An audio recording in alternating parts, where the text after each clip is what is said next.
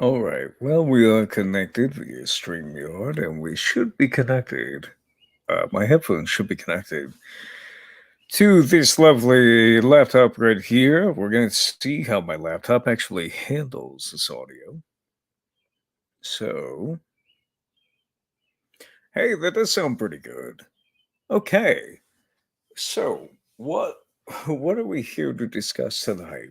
Some folks, some I was about to say lovely folks, but they're not so lovely, have demanded that I no, that's the wrong way around. They have challenged me indirectly by responding to a Twitter thread that happened in which they were dragged up and down a nice field of corn rows, and got very upset. So upset, in fact, that they did have a show on my response to their nonsense, in which they got even worse. They made even dumber points. And so I'm here today, given that they deleted my comment telling them to challenge me to debate, my comment challenging them to debate and offering my Discord name so that we could extend out this drama a little bit more in a little bit more of a fun way. And unfortunately means that I have to end this little smackdown the same way it began. As the description entails, it's got to be one sided. So, hmm. When streaming to a custom destination, StreamYard won't be able to show viewer comments. That's probably fine. I can see them here. Hello, that's Constantine, if I recall. How's the audio sound right now? We're gonna check in with everybody here. This is, let's see, Durian the Sleepy, who has always got my back. Says take your time. That's very kind of you. This is Dunder Moose. Says, please don't be chewing any gum into the mic. I saw a video recently where someone did that and it was irritating. Yeah. The worst part was that as the bad D&D takes sat by the wayside, or the more the bad D&D takes receded, the worse the worse the gum chewing got, and I was in awe that anybody would do this on a live stream to begin with. So I'm going to call the rest of my beholders into the stream on Discord, and then I suppose we should get into it. Before we do, while I'm doing this, does anybody not know what the stream is about? Is anybody coming here with fresh eyes? Is anybody confused as to why we're evaluating this?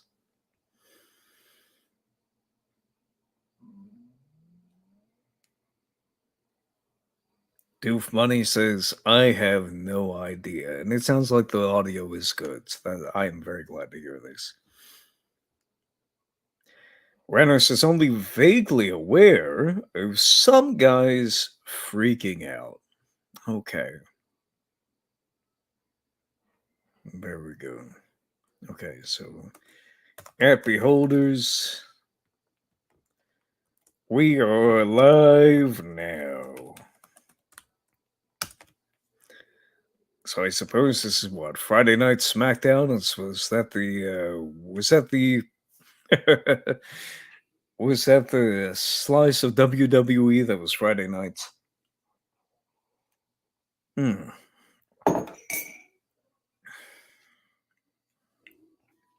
XP for Gold made OSR people confused. Turns out, not even the OSR was this dumb. Oh, it was Thursday. I thought it was no, so it was Monday. Monday was Monday Night Raw.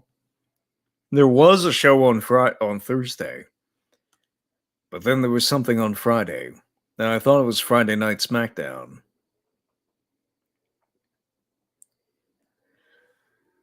We got a few. I gotta. Oh, jeez, I'm gonna have to cough now. Profile. Okay.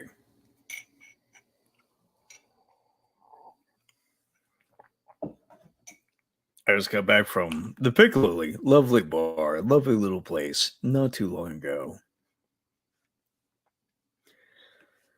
where there was plenty of drinking and merriment to be had with old friends who I hadn't seen in almost 2 years, and we got to reminisce over some very fun things. So let's see. There's some cast dunks. I need to scroll past. That poor old man has gotten it's just been devastated these past couple days. I think perhaps I was too harsh on him. I dragged him harder than I usually do, and it makes me wonder sometimes if I'm a bad person. But in any case, if you folks would direct your attention to the screen, I saw a couple of folks rag on a, how would you say, dog pile, my good friend Aaron, my good buddy Aaron, my buddy Aaron the pedantic, who is newly returned to YouTube. Ba-ba-ba-ba. Yeah, there we go. Who had a lovely thread, who's been having many lovely threads lately. Let's see here. And this one was on XP for gold. All right, so this is a little backstory of her short tale here. And apologies to anyone who gets offended by the cowboy voice. I did, of course, grow up on a horse farm and I live in Texas. Oh, cowboy voice is kind of part of the shtick now. And as somebody who sounds stupid, he's, like I said, beating you up one side of the field and down the other. I understand why it would be upsetting, but you're just going to have to deal with it for now. So, Aaron said, a thought that feels very right. XP for gold is one of the most transformative rules in D&D, other than one-to-one time. There are a ton of play implications that sprout from that mechanic, such as games not using that mechanic become or such that games not using that mechanic become wildly different, distinctly un-D&D like. So much falls into place when the players are motivated by treasure. Exploration becomes a primary mode of play. Balance is left to the wind, and rewards, commensurate to the risks, do take over. Combat becomes a necessary evil rather than the prime directive of the game. The focus is less on epic plots and more on plundering, places too dark and dangerous for most. An economy must be managed to accommodate for these massive piles of coin being collected. Players begin spending and spending, building economic influence in the world organically. And this is the part that got quote tweeted. They start shaping the world. Wait, this might not be, but I'm going to read it anyway. They start shaping the world, carving a legacy that goes deeper than removing this bad guy or that one. All the while, the scope of the DM's game must grow constantly to accommodate the ambitions of the players. The players want to show up every session. To miss a session is to fall behind the others. The players become self directed. They aren't waiting for the DM to poke them, they poke the DM. Are there any rumors, any legends? Let's consult that sage to discover what ruins we can explore next. It's just a wildly different kind of game. I love it. Okay, so I think this is the one that got it. The focus is less on epic plots and more on plundering places too dark and dangerous for most. This is what caused such great consternation. Let's see here. I like the cowboy voice. I sound like Kermit the Frog went through puberty twice. I'm going to Kermit suicide. I can't even do it.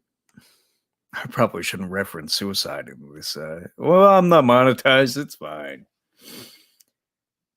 Always. Aaron is, and in fact, Aaron is, of course, correct. This is the guy who named his channel after the Discord server, and this is what happened. He said, I've said elsewhere that this sort of play is intriguing to me, but the reason I constantly avoid it is because it makes no effing sense to me. How is it that there were just horses of gold, and he probably meant hordes of gold and magic items piled up in vast subterranean labyrinths? These settings make no sense.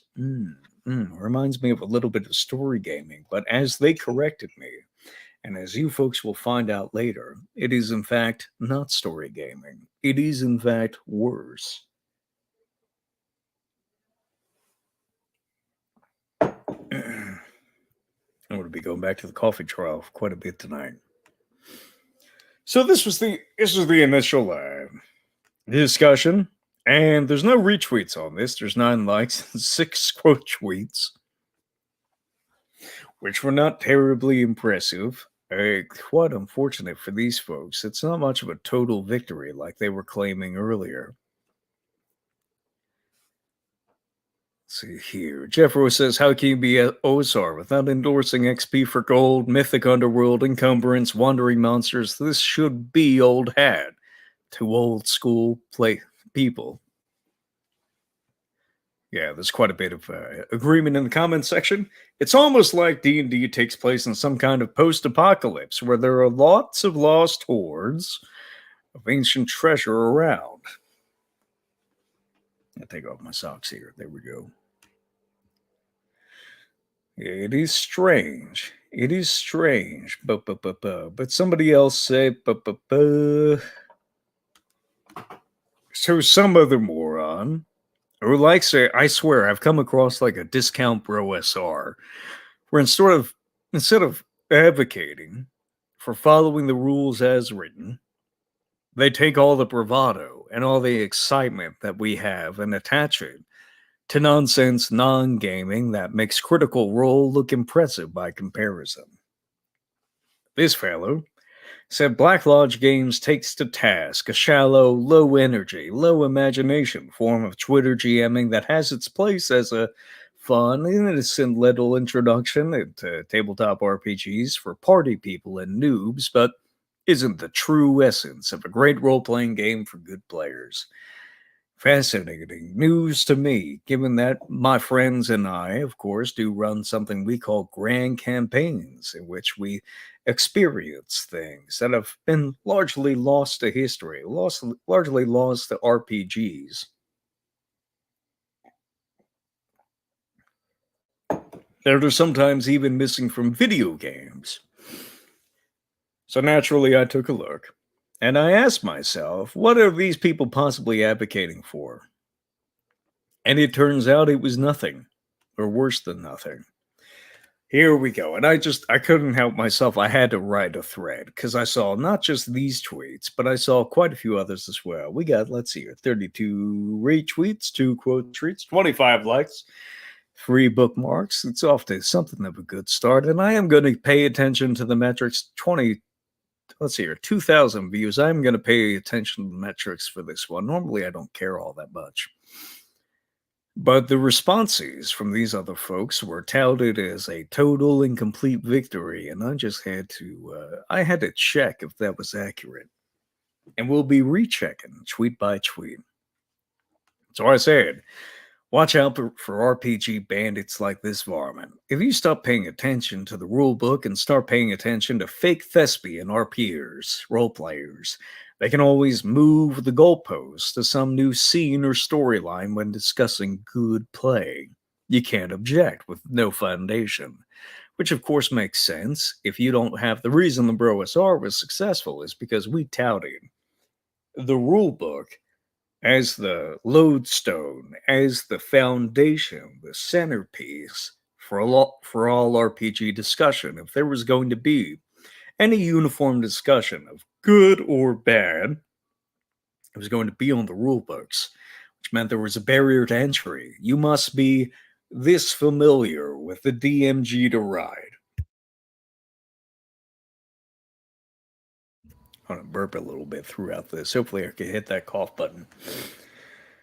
And I found out elsewhere that this person apparently thinks that not only should you post actual plays of your role playing games in order to confirm that they are, in fact, real. That session reports for these role playing games, these campaigns, did not count. And I said, the game was up to me pretty quickly. I'm familiar with this style of argument. I say this is why the varmint doesn't like session reports. Posting an actual play depends on the viewer to be entertained. The varmint's enjoyment is a stand in for whether the players find themselves enthralled with a good game.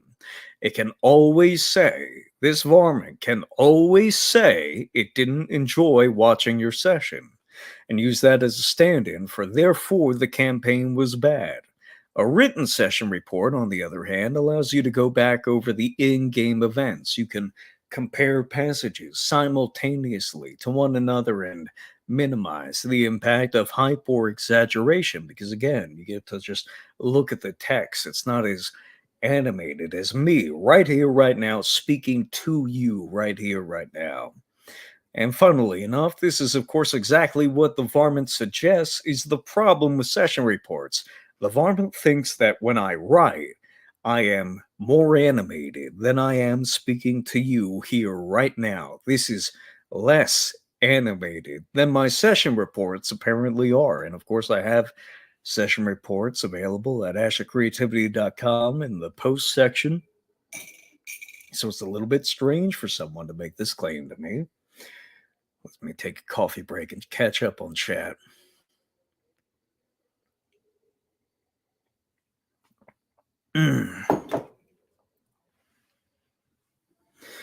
Let's see here. This one doing numbers. This one doing numbers, says Doof.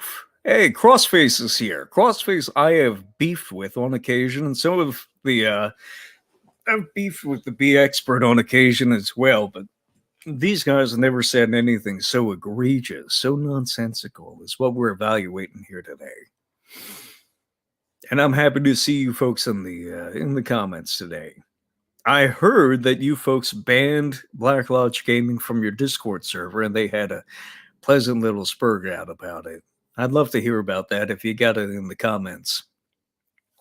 So, Rando says, gotta love the ankle biters that just say crap on stuff that works and offer no alternative. Let's see here. The thread breakdown was there will be more violence. Hello, Aaron. Aaron, I think I can send. So, oh, I do have an invite. All right, hold on a second. I'm going to select this so that guests can stream this to their own destinations. Aaron, if you want to multi-stream this if you want to stream it to your channel, you are free to do so. And I'm going to post it in stream invites if you are available. I know that you're sick, so you don't have to join if you don't want to, but I, of course, always enjoy your company. There we go. The link should be posted.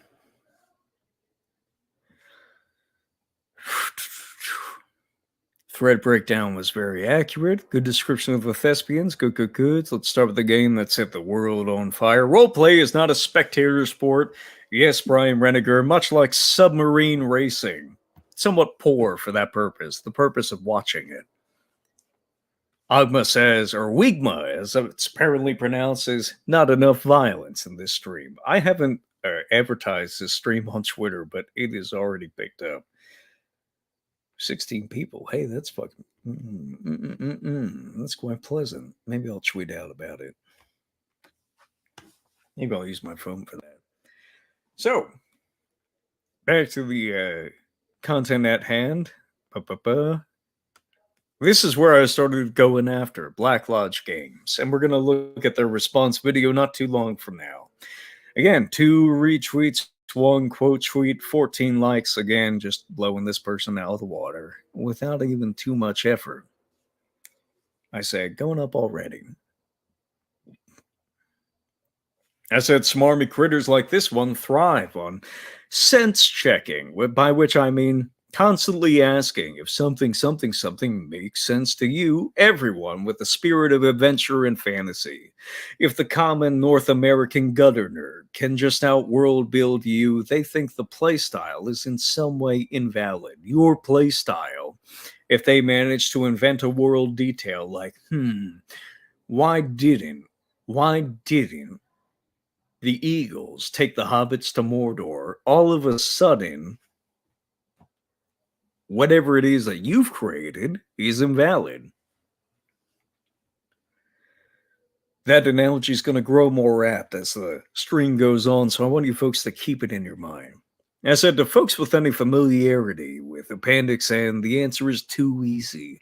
Treasure ends up in the underworld because the underworld is where you bargain for power, where everything eventually sinks. People have envisioned diving into dark realms filled with treasure since Gilgamesh, FFS. You can guess what that means. Apparently, this also went over our friend's head, unfortunately. They thought that I was claiming that Gilgamesh is about diving into the underworld and collecting treasure. And what I meant, of course, that is not what I said. If we go back over the text here, if we just blow it up a little bit. People have envisioned, this is a Chromebook, so it's not going to be too pleased with. I am, of course, on vacation, but I had to respond. People have envisioned diving into dark realms filled with treasure since Gilgamesh. Envisioned since. Envisioned since.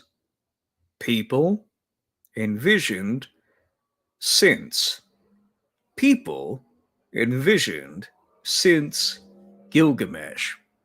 I'm not claiming that Gilgamesh is about, though there is a story involving this, which is, of course, why I reference it. It is a historical reference point for people diving into the underworld to collect loot and treasure and things and people, even of importance. But the response to this was none too kind. But we hadn't gotten there yet. We were continuing the thread. I said again, everyone with a clue knows it doesn't get spent. Ooh, we should read the quote tweet first. There we go. How is bringing back ass loads of riches not inflating the currency after every adventure? Why the hell are these monsters just hanging out in these caves and castles? Who armed all the traps? Why do they still function after being left unattended for years? That's an interesting question. You would think, you might think, but this person doesn't. You might think that somebody might have answered that question in the 50 years since the hobby began. Black Lodge Games doesn't think so. Black Lodge Games doesn't even think to check. They have it all figured out. I said again, everyone with a clue knows it doesn't get spent all at once. Holding on to gold is deflationary, not inflationary. And as I mentioned in the tweet before, the gold goes back down to the underworld. But none of this has anything to do with actually running games, which is the key here. The common North American gutter nerd thinks up criticisms like this all the day. They must marvel at how smart they must be. I must be the first person to notice how bad bikini armor is for protecting yourself. But, everyone else is going to catch up to that new, insightful take in a couple of decades. Not now, though. No one else has thought about this. Gutter nerds don't like to discuss rule sets or proper DMing. These topics are increasingly settled among the elite level, where every inch of ground is hotly contested over a mountain of RPG corpses. But world building is a kind of conversational end run that allows these people to circumvent real discussion and slide in with these little stupid gotchas that have nothing to do with running anyone's game. Why haven't dragons put an end to metallurgy is the best the RPG bandit can come up with, but some of them are just louder about it. Now, a few people got pretty upset with my take on this in some really funny ways, and I do appreciate Big Bad RPG, who Unfortunately, let's see here. Unfortunately, got the same 2 likes from the same couple people constantly. RPG is dumb and Black Lodge Gaming didn't get any engagement from anyone else. Did still give me a pretty good, pretty impressive sticker for my server, which I do appreciate. And this is where the Black Lodge Games fella started responding to me. But first, let's check up on our good chat.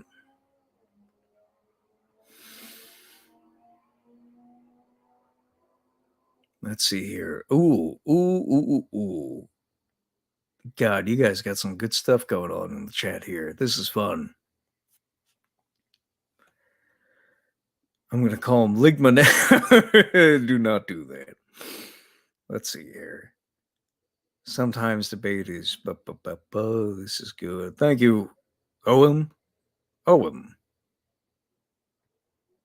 the response. Monsters don't like sunlight.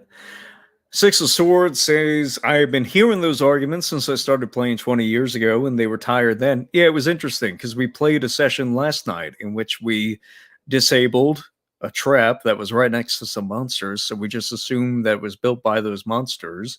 And then after we charmed said monsters, we had them rebuild the trap. And that seemed like a pretty fitting explanation, given that we played the game as intended. It seemed like a pretty fitting explanation as to who was arming and building these traps. It was the dungeon's inhabitants. Who would have thought of something like this? John Mollison did, in fact, do quite a bit of work on this ages and ages ago on the Mythic Underground and the dungeon. Dungeons are not just cellars. Well, they are to these people, and that's where the juicy part's going to come in. So, back to it. So this person said, this is Reddit tier thinking. Mechanics and rules are essential in games, as is having a setting with its own rules and internal logic as established by genre. If your world is arbitrary, your dice and tables won't save your elite game, which is awfully curious here because I feel like I explained in no uncertain terms and in pretty good detail for a 280 character limit as to why dungeons made sense. I explained the internal logic of dungeons. Let's see here. Going back into it. Anyone with familiarity with Appendix N, the answer is easy. Treasure ends up in the underworld because the underworld is where you bargain for power, where everything eventually sinks. This is a post apocalyptic world, of course, and sunken cities and realms beyond have nested themselves within the earth. And naturally, of course, there is treasure. This big bad RPG fellow seems to have a lot of trouble with basic grammar. That's a little unfortunate. Let's see. So I wrote a recap. I said that Black Lodge Gaming thinks that world building is essential to gameplay, but he can't world build dungeons for some reason. I don't reckon it's necessary myself, but I did write up a whole thread explaining the source between or behind dungeons, anyways. And Black Lodge Gaming responded by saying that I run trash. Here's somebody getting offended that I talk with a cartoonish accent. And oh, this was so much fun. Mm-mm-mm-mm-mm. He then accused me of accusing me of claiming that I play in the style of epic Mesopotamian myth. Well, what do you folks think? Does anybody in the chat here think I claim to play in epics of Mesopotamian myth? Is that my shtick here on YouTube? You can answer honestly. I'm not hovering my key above the ban button.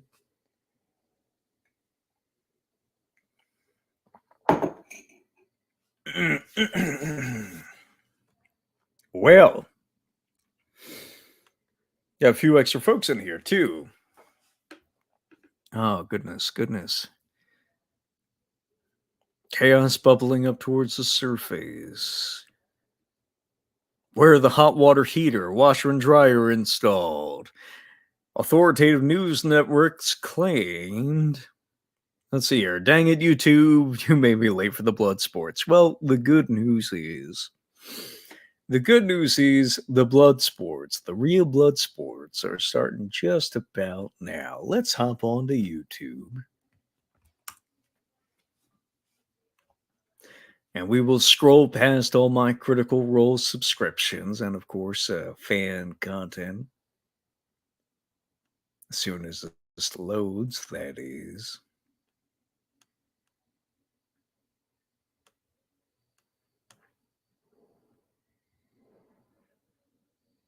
Aaron is. Oh, shoot. Aaron is in here. I can see him smiling back there. Aaron! Hey, how's it going? I can hear you now. Fantastic. Well, I could hear you for a good long time. Our apologies for that. Well, I'm not apologizing. You understand why this is happening. No, I do. Yeah, I apologize to everybody, me sounding like shit, but this oh shit, can I curse on here? Yeah, you could. I'm not monetized yet. You're fine. Okay. Got you. Yeah, I really have a hard time understanding where these kinds of takes come from, but my guess is that it comes from people having a negative gut reaction and then doing everything that they can to try and justify it. It's like, well, I don't like the idea of XP for gold. So, what are all the reasons I can come up with that can make that hard to wrangle with? Because for people me, arguing backwards from the conclusion. Right. Exactly. And that's how most decisions are made, honestly. I mean, we usually have emotional reactions to things just on a subconscious level. We end up trying to find ways to justify them. That's why, the first impressions are so deep.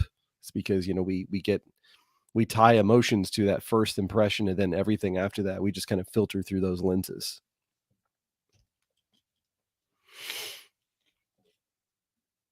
Which would be perfectly defensible if these people, and is perfectly defensible. We do it all the time. As you mentioned, it's a perfectly normal human reaction to react to something and then draw a conclusion, then invent your argument for your reaction afterwards.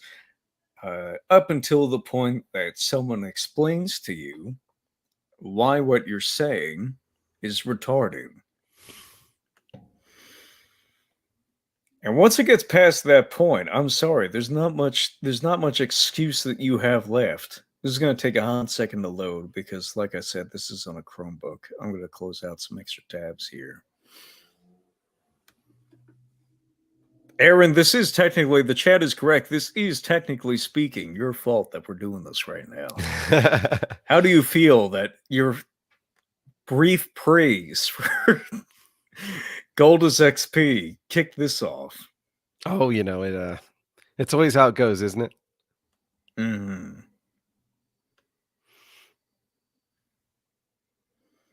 Anytime you spread the good word of Gygax, people have to come out of the woodwork to shit on it. Yeah, people are upset with it. There's Crafty Matt, who's been running from debate and disagreement since Aaron and I, since before Jeffro and I had that show on, or had that interview on your show, Mr. Aaron.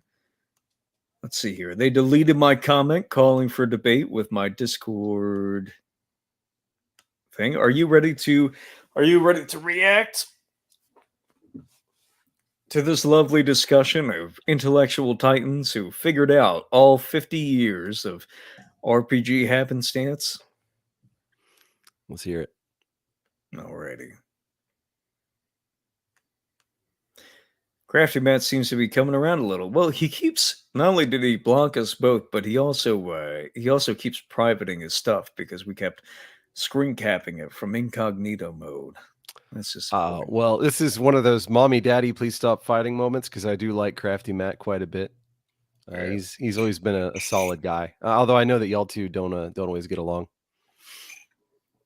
Listen, if he had like a regular, normal human being's argument against the stuff I was talking about, I'd be happy to go along with it. But he keeps posting the same three gifs of J. Jonah Jameson throwing his head back in laughter whenever we talk, which is gets a little annoying after a while. Mm-hmm. I haven't really, I haven't really interacted with him that much on Twitter. It's mostly been on Discord. On the Discord, I haven't seen him on there in ages. It's All been right, a you while. tell me if you could hear this. We don't have any police here anymore, so here we go. I guess it's up to the citizenry to stay armed. Let's see here. I would take that as far preferable. The alternative. Yeah. This will be within about 30 seconds. Anyway, my first entry to the chat. Pretty wild couple of days. There we go. I said some things on Twitter, and people got at least one guy got very angry. Rightly so, to be mocked and. Yeah.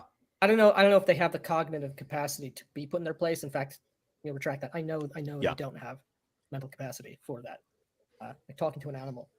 Yeah, it was crazy too, because like the post that triggered this, like I wasn't going after anybody. It had nothing to do with what the guy spoke out about. I know. At all. Was literally, I said like people were talking about using XP for gold, or gold for XP, like the old way that advancement and leveling and the incentives for play were in the old style, first edition. Can you get out of the cables, please? My dog is literally trying to tie herself up in my horrible mess of cables. Yeah. But and so I said like this kind of game is kind of intriguing to me because I've never played literally that style. Yeah, and we've talked offline about that. It's definitely something we want to discuss and dive into at some point. Yeah, I haven't played that milieu of advancement before either. Yeah, and it's just a completely different style of play. I mean, it's like you're going to be looting corpses left and right because that's how you that's how you gain your levels. Right. Yeah. But the point people make is that generally it kind of the players instantly have motivation and they're out exploring, and it focuses on exploration and dungeon crawling and all of this. And I made the point that I was like, but this doesn't have any sense of reality or verisimilitude for me, because these dungeons don't make any sense as presented by the material and as presented by the people who play these games and talk about them. Is that they're basically just. All right, we're gonna stop here. Aaron, how do you present your dungeons? What do you mean, how do I present them? How do you present? The players walk into what is a dungeon? How do you define a dungeon environment? I mean, so I just go from, give them an aesthetic, give them the dimensions, just everything that they need. But as far as like a dungeon, that can be all kinds of different things, all kinds of different environments. Could even be outdoors, as far as I care. Mm-hmm. I did think it was weird that he said, that you're going to start looting every corpse because of this, and I was just like, do you not normally loot corpses when you play D&D, even if you're not using XP for gold? You just that's a good question. Why wouldn't you? Why wouldn't you do that? And the other thing he was saying, I'd probably have to listen back to it again, but there's something there that just had me thinking that, the way that it leans toward exploration made it sound like maybe he's not really that interested in that kind of play otherwise. And just the fact that he seems to have this absolute rejection to it, when it doesn't sound like he's ever tried to prep any material for it. I feel like if you actually sit down and you're like, okay, we're doing XP for GP, there needs to be dungeons with all kinds of stuff to explore and, gold. So I feel like at that point you're like, oh, here's a way that I can actually make this, have an internal logic that makes sense. It's like he's never tried that step, so that's why he can't envision it. Yeah, because these are complex systems with a lot of moving, interactive parts. I mean, lots of people run AD&D 1E without knowing all the rules. That's kind of our shtick, is that even we don't know all the rules. We just try our best in order to play it as such. So for somebody to come in and say, I've mastered the art of the blade by reading a synopsis of someone else's campaign, which was actually a description by someone in that campaign of somebody else's campaign that they wrote a synopsis of, and said, well, in about the 3 minutes that I've read up on this, I consider myself something of an expert on this material. I'm determined it doesn't make sense. So when I run dungeons, they are not singular layers, right? They're not just like a basement or a cellar. When I run dungeons, they are not because of course we have the word lair to describe this is where one creature goes to sleep and eats and stores its treasure. And so a dungeon environment is a place, among other things, where there are many layers. It is not a closed circuit environment. Right. There are, of course, restocking rules in AD&D, which is very interesting because this person will later on make the claim that there is no rule explicit or implicit as to why new gold is coming in, and claims that I am just making something up and therefore am a moron. But of course, you and I both know that in the DMG, there are the dungeon restocking rules, which tells you and I, what would you say that tells us if dungeons are places where new loot comes in and new monsters come in? Would you say that's kind of like a living environment? I would say so. Yeah. Like maybe it's not just one ecology, but it's a place where it's like a borderland where a lot of different ecologies are being smashed together from outside sources. But let's let these folks continue on. Give them more rope. Just a haunted houses. Nameless dungeon. Yeah. A dungeon 9437 tile set. Yeah. B3, and with randomly chosen monsters out of the monster manual that who knows why they're all hanging out down there. Who knows why they're there? Maybe it's survived. It's a wizard's lair, and he's just hanging out in the boss room, waiting for you to show up. What the fuck? And people got. It's a little confusing, right? Why is this assumption exist? Who knows? It's like they think that we're just playing around with Appendix A and Appendix C only. Actually, you know what the really funny thing is?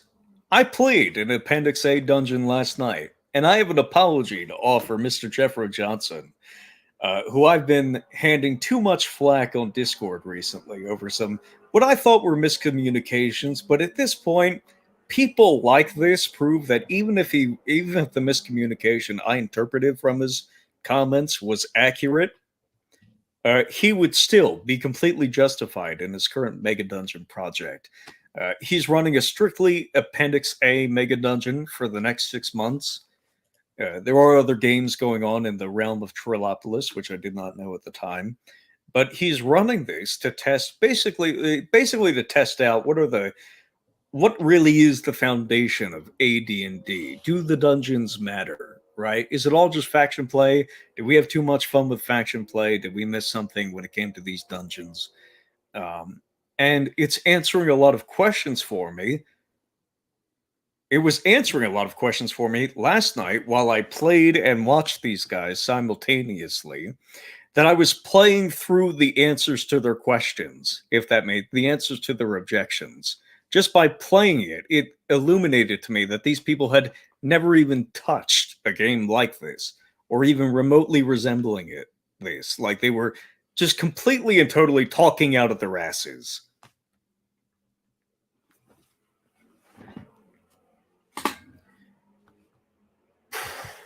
Jeez.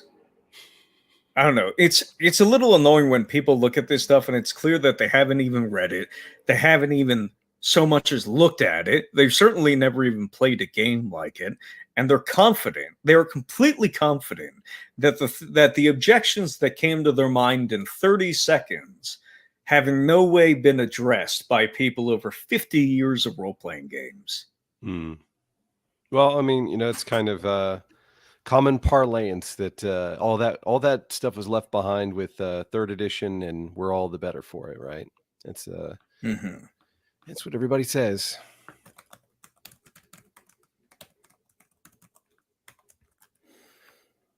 Let's see here. Let's continue on. People got very angry at that, apparently. Oh, the devil. We have Gelatinous Rube in here. Oh, there he is. That's the guy we're talking about. We can keep the drama going. So this is great. So this moron who's in the chat now, say hi to him. continually saying that he like owned me and all this stuff, and then he blocked me on Twitter and is now showing up here. Also invited me to Discord. I don't get it. Do you want to talk to me? Remember, I ratioed this person on every single post, like on every single tweet. More engagement, more likes, more retweets, everything. Which is normally I don't care about the metrics, but when someone's claiming that the metrics are shifting in your favor and the numbers are right there, I just kind of feel the need to, I don't know, score easy points. Talk to me, or do you not want to talk to me? Right. And well, evidently the conversation must go on. I mean, again, the whole issue that was being brought up was that it was verisimilitude. Yeah. And there were a couple people. I don't recall if it was this guy or one or two other people who got involved in the chain of tweet replies. But this notion that a dungeon as such is going to have copious amounts of coinage, whatever reason, as being an incentive for adventurers to continue to go back into these things. How many adventurers are there? How many have there been over the years? The only place you're getting coins, you're getting treasure. Treasure, again, I may be wrong about this, but I'm pretty certain I'm not. Please continue. The means of character progression from gold, it's from gold. You don't find a sword, you don't find a magic weapon or an artifact, which would make more sense to possibly. Hey, Aaron, do you find magic weapons in dungeons? Indeed you do, and they also give you XP. They give you XP! I don't know that he knows that. Anybody else know about this? Anybody else know about magic weapons giving you XP? In fact, they could give you XP one of two ways, right? You get XP, you get different sorts of XP, depending on whether or not you then sell the weapon or decide to keep the weapon. You get XP differently in both cases. Again, if I'm not mistaken. That's how I interpreted it, you know. Mm-hmm. Interesting. Scrolls give magic users XP? Very curious. Huh. It's a shame we only found out about this last evening after these guys informed us that we'd never thought about it before. Artifacts, gems, precious stones, art objects, jewelry? Yeah, never found in the treasure table. Nobody's ever thought about this before. It's a shame. Aaron, what might the hobby look like, do you think, if somebody had thought about this before? Oh, you know, it would just be absolute heaven. It's a shame we robbed ourselves of that. Let's continue on. Exist in a dungeon. You can't take that back. You can't reclaim that, something that would make sense, possibly, to be there in a dungeon, sell it back, and get experience that way. I'm not 100% sure that that's true, but I'm 98% sure that that is. And so it brings us back to the initial dissonance. 98% sure. How could there be all of these, unless you're going after something you've said, Matt, going after a dragon's hoard, or this dungeon is a lair or a hideaway of a bunch of highwaymen, or something that makes sense. Why is this here? Right. How have these dungeons not been exhausted by previous iterations of adventurers? This idiot's response was that at least it might have been him, might have been someone else, I don't know, was that you go to the underworld to bargain for power. And so eventually the gold all ends up back there anyway. So there's this sort of like circular flow of adventurers going in, getting it out, using it in the economy, and then eventually evil gets a hold of it and brings it down into the depths again to bargain for power, I guess. That doesn't, first of all, that's not explicitly or implicitly stated anywhere in any.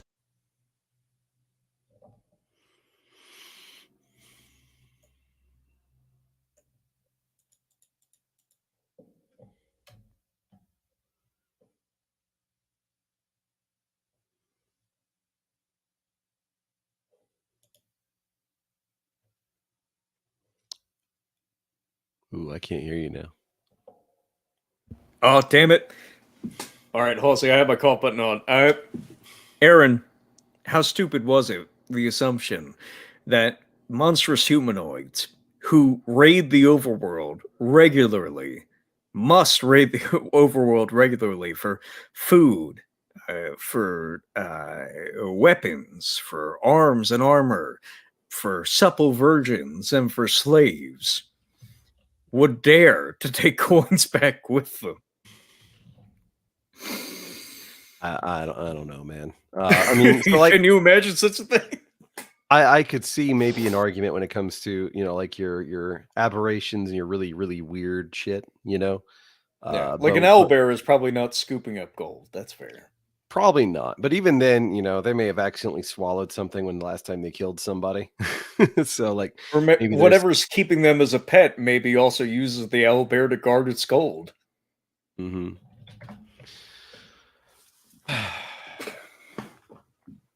It's also tedious. What are your explanation when you build a dungeon? Do you usually have an explanation ready, or do you play with people with a above average or above room temperature IQ? I could say. I mean, this is one of those things that there are a lot of different things that DMs worry about that players just genuinely do not give a shit about. You know, like dungeon ecology is a massive one. I mean, unless I feel like maybe if the player is having a bad time, then like just overall, then they might start trying to nitpick the dungeon, you know, in various capacities.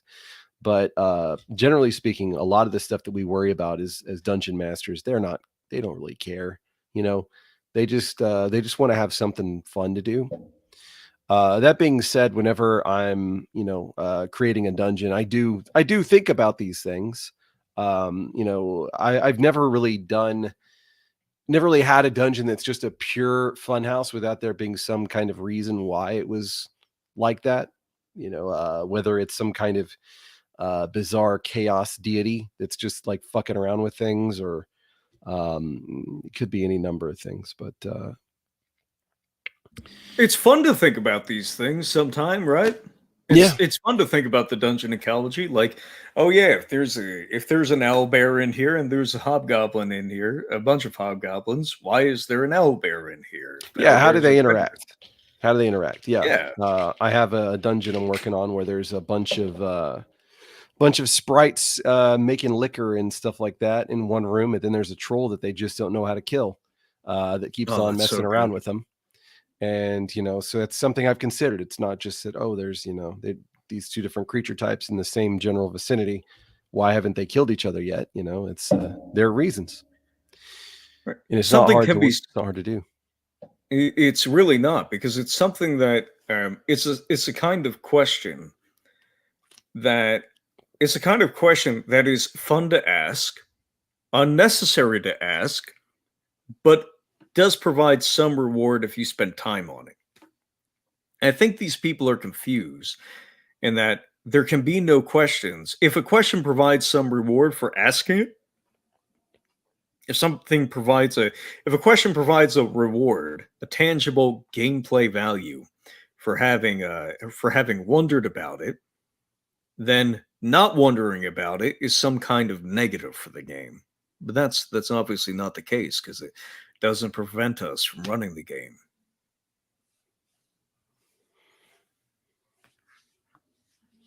What else do they have See. for us? Mhm. In any game, to my knowledge, any setting, to my knowledge, you're having to do mental loops to justify something that doesn't make sense in the first place. And again, You could Rube Goldberg like I yourself said, into this could be fun, explicitly or implicitly stated No. anywhere in any game, to my knowledge, any setting. I guess. That Here it doesn't. is. First of all, that's not explicitly or implicitly stated No. anywhere in any game, to my knowledge, any setting, to my knowledge. You're having to do. Just to be Oh, this clear, guy. their claim is that there's nothing anywhere in any game, implicitly or explicitly, that says the dungeon raids the surface world and brings loot back to it. That's the claim. Or that treasure somehow makes its way back into the dungeon. You and I both know of dungeon restocking, and you and I both know of dungeons as like these fissures or crack to the underworld, in which things stream into it all the time, because the rules literally told us explicitly to do that. But to this guy, who surely has all of 50 years of RPG history under his belt and the absolute confidence to know that he speaks the truth, tells us no. Yeah, I'd be curious to know if he actually has read the DMG. I mean, so I mean, I guess for anybody who's watching, as far as like the restocking business, it's page 90, starts on page 90, monster populations and placement. Talking about how the basically that your placement is going to, that it shouldn't always be randomized. Well, it shouldn't always be randomized, as mentioned there. That there should be some kind of theme you've thought up for each area, more or less, to make it have some kind of general thing that you're going for. But it says that whenever you wipe out an area or something, that it's not going to instantly repopulate. It's going to take a little bit of time. There's different considerations for that. If there is another passage about the restocking, I'm not sure of it there. But there is stuff that's being mentioned there, and as James is pointing out, I mean, these monsters do carry treasure, and where do they get their treasure? From either finding it somewhere else in the underworld, or going up and murdering people and taking it back. And just the idea that a setting has never done this, it just means you've never looked at Greyhawk, period. Oh, what a fascinating thing to say. Well, Shall we continue? I just don't know how someone can make that claim without really having. I mean, even Forgotten Realms. Even Forgotten Realms is full of the same notion.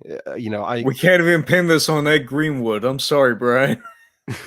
I mean, both of them are built on the idea that you have civilizations built on top of each other over all these times, with this constant war between good and evil, law and chaos, and all that kind of stuff. So, was he just playing Dragonlance? Maybe I don't know much about Dragonlance. I don't know if he was just doing homebrew shit, but I don't know. And I feel bad kind of roping in the other guy with that, because so far it's just that one that's made the statement, and the other guy's only sin is not verbally disagreeing. I'm happy to engage in guilt by association at this point. Oh, don't do that! Not to me. They have bite me in the ass. Listen, they've so earned it at this point. I don't think you want to be associated with any of these morons. I'll take Prince's trolling or parties trolling in your server over this any day of the week. Do mental loops to justify something that doesn't make sense in the first place. And again, it just doesn't make sense. It just doesn't make sense. This could be fun. I get that. Sure. Not the kind of game I'm interested in. Right. How do you know? Primarily, and we've talked about this many times. Well, I mean, they already said that they would be interested in trying it. So why is he now saying it's not the kind of game he's interested in? Maybe it sounds like he's being insincere. On the internet? Do you think someone would just do that? No, of course not. Do you think somebody would just claim to be an expert at 98% certainty on whether the hobby has done or considered X or Y when they maybe have played one? Yeah, I played a game of Redbox once.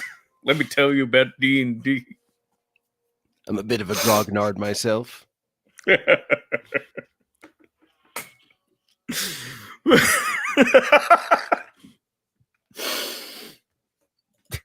Verisimilitude is the primary.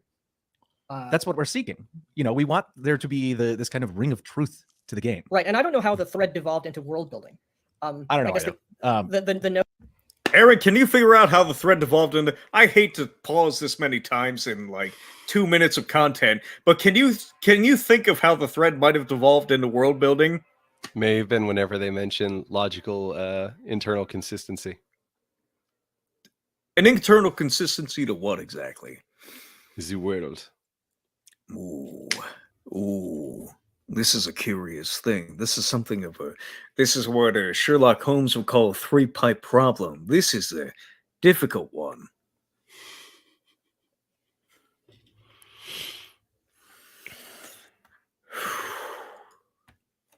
The notion that you're having any sense of standard or any sense of continuity in terms of a world, that being something that's so antagonistic, we're attacking the milieu of play of this old school and- type of play is absolutely absurd. It's not what we were talking about, Right. And completely tangential to the initial point. Yeah, and something I brought up was that this is, Diablo. We've talked about this offline before, but Diablo, the original as a video game, is basically this style of game made into a video game, and I love that game. It is super fun. I love killing. Aaron, you've played Diablo, haven't you? Mm-hmm. I have not played Diablo. Really? Wow. No. I know. It's been recommended to me a few times by people like this. Mostly insincerely, I think. Is BX or AD&D like Diablo, do you think?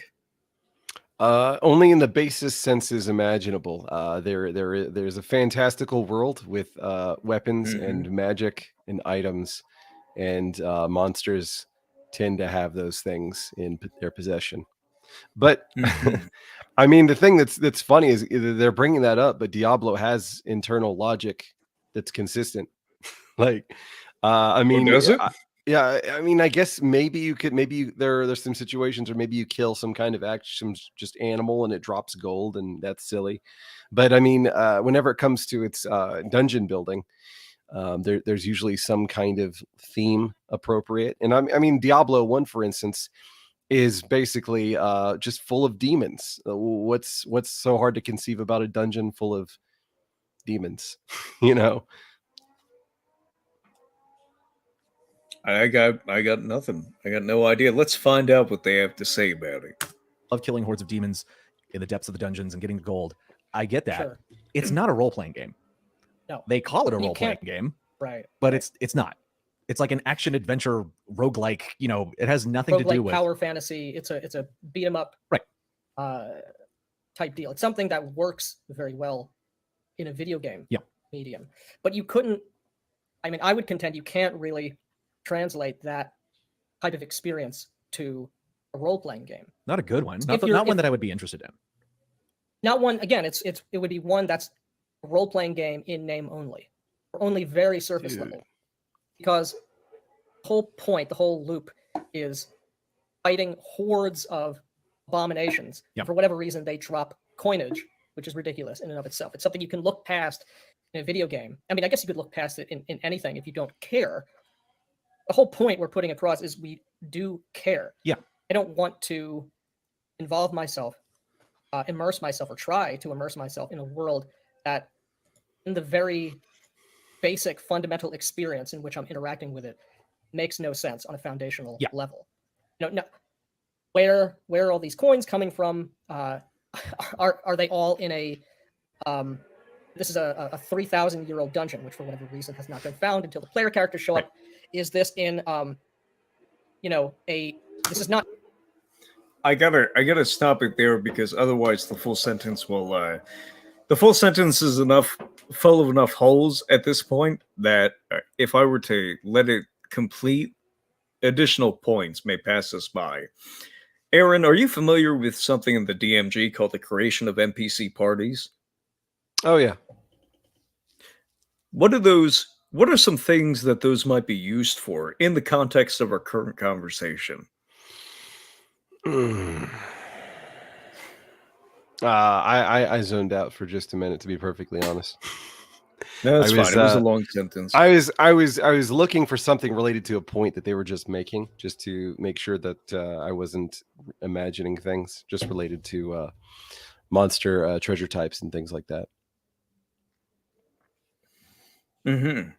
So one thing this fellow said not a few seconds ago was that was poking holes or taking a stab at the idea that would it make sense for dungeon adventurers to be in a sealed 3,000-year-old crypt that for whatever reason had gone completely undiscovered and only recently been found by the party. Is that D&D, really? Typically, no. At least Typically, not. no. Yeah, not the way I usually. I mean, that would be maybe one particular dungeon environment if it's. I mean, I've had like Or one or lair. two. But usually there's a decent bit of traffic in and out. At least in the way that I run it, it tends to be heavily messed with, kind of like the tides of chaos going back and forth, and things being claimed and lost over and over again. Very strange. Because I would have assumed, thinking about this, that if we have things like NPC parties and we have dungeon restocking rules, it would seem that the game already accounts for a world in which not only these places are discovered and regularly ventured into, but are simultaneously such good havens for nasty critters that they bring their gold there, and thus other adventurers, people who are not you, who are not the players, can be found down in these deep, dark catacombs doing the same thing that you are, pillaging it for loot. And if that's the case, sorry, go ahead. I was just saying that is so. So if that's the case, the game has already accounted at the very beginning of this hobby, almost at the exact origin point of this hobby. Like, there's a few years later where AD&D 1E comes out, and you get this really absurd level of detail and considerations in the rules in the DMG and Player's Handbook alike for what you can expect the game world to be like. And this was already handled. I don't know. Aaron, do you think these guys are talking about the same game as we are? No, I don't reckon we are. Okay, let's see what we got. This is not minted in the stamp of the king or whatever, whatever the nation you're involved with is. So, is that going to be a factor? At least it should be something that's commented on. But again, every gold coin is a universal denomination. I can't. I'm so sorry. But like, I asked the guys in the Broasar earlier to give me. I listed a few of these guys' points out. I asked them if they could collect some screenshots for me. Aaron, I'm going to read you out a passage. Oop, there's stuff is going off at the racetrack over here. Let's see here. I'm just going to pull this up. Jeffro, why did you dilute my screenshots with a different Twitter argument on your own server, which is your prerogative? Here we go. So there's an entire section on economics. Oh, it's also on page 90. Interesting. So I'm just going to read the first section here. The entirety of this page will get used, of course, but we're going to try to split it up so as to not bore the audience. Let me make sure that I got myself well positioned here. So, there is no question that the prices and costs of the game are based on inflationary economy, one where a sudden influx of silver and gold has driven everything well beyond its normal value. The reasoning behind this is simple. An active campaign will most certainly bring a steady flow of wealth into the base area, as adventurers come from successful trips into dungeons and wilderness. If the economy of the area is one which more accurately reflects that of medieval England, let us say where coppers and silver coins are unusual and a gold piece remarkable, such an influx of new money, even in copper and silver, would cause an inflationary spiral. This would necessitate you adjusting costs accordingly, and then upping dungeon treasures somewhat to keep pace. If a near maximum is assumed, then the economics of the area can remain relatively constant, and the DM will have to adjust costs only for things in demand or short supply. Weapons, oil, holy water, men-at-arms, whatever. The economic systems of areas beyond the more active campaign areas can be viably based on lesser wealth only until the stream of loot begins to pour outwards into them. While it is possible to reduce treasure in these areas to some extent so as to prolong the period of lower costs, what kind of dragon horde, for example, doesn't have gold and gems? It is simply more heroic for players to have their characters swaggering around with pouches full of gems and tossing out gold pieces than it is for them to have coppers. Heroic fantasy is made of fortunes and king's ransoms and loot gained most cleverly and bravely and lost in a twinkling by various means. Thievery, gambling, debauchery, gift-giving, bribes, and so forth. The quote, in quotes, reality AD&D seeks to create through role-playing is that of the mythical heroes such as Conan, Fafhrd and the Grey Mouser, Kothar, Elric and their ilk. Where treasure is spoken of, it is more stirring when participants know it to be treasure. Treasure is, of course, in all caps in classic Gygaxian. You may, of course, adjust any prices and costs as you see fit for your own milieu. Be careful to observe the effects of such changes on both play balance and player involvement. If any adverse effects are noted, it is better to return to the tried and true. It is fantastic and of heroic proportions, so as to match its game vehicle. Well,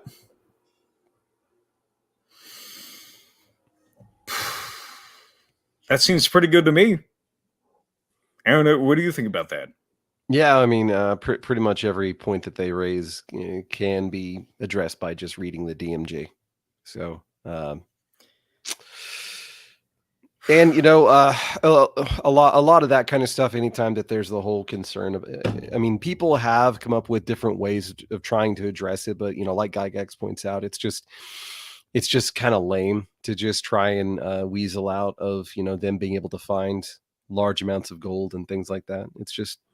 It's just a neater game that way, and if we're all kinds of butthurt about it, then we can always just use the actual world stuff to address those concerns. I mean, there have been many times where I've got players wanting to buy 100 oil flasks, and my shopkeeper's just like, I got maybe like 5 I can sell right now, but I've got other people that have a need for those. And yeah, so maybe he jacks up the price, or he puts a cap on how much you could purchase. Yeah, both actually, both. There you go.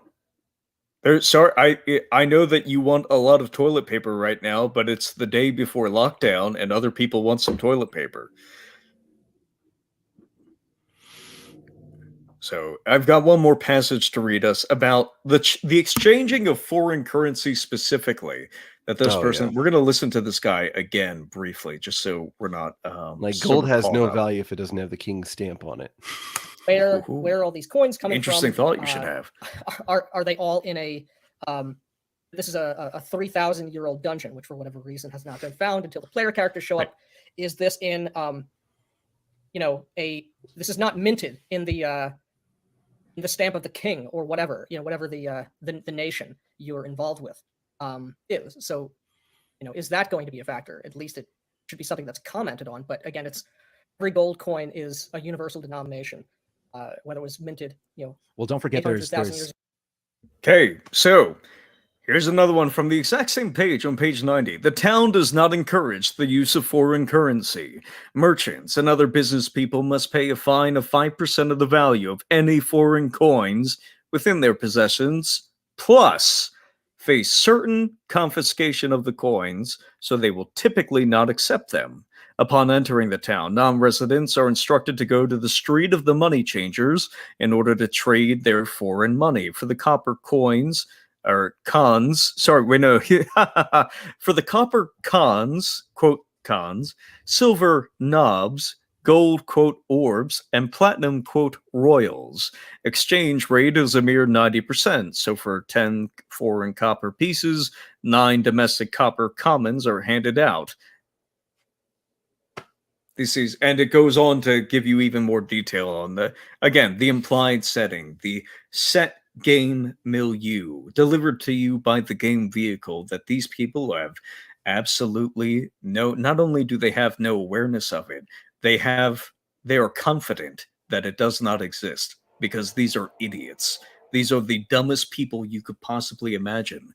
When my buddy Mephrodis says that RPGs are the drain catch of the gaming hobby, these are the people that he means. Folks, it's too stupid to it's not just that they don't have awareness, mind you. It's that they are so stupid that they think there is no greater awareness that they possibly could have, that after a mere 3 minutes of thought, they have figured this out.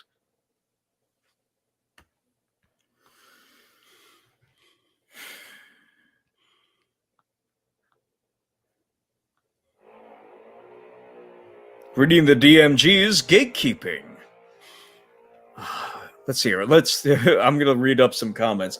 Unfortunately, I can't look at the comments on... Let's see here, because I'm streaming to a custom destination. I created the broadcast on YouTube before I created the StreamYard's broadcast, so I can't look at them on StreamYard itself. But I do have a different window open to look at these. Let's see here. James, I have it on good authority that this passage was included only in response to the lawsuit from the Tolkien estate. Oh, goodness. Doof says Mudasarian characters leaving the dungeon heavily encumbered with maybe 100 coppers. These people are so stupid.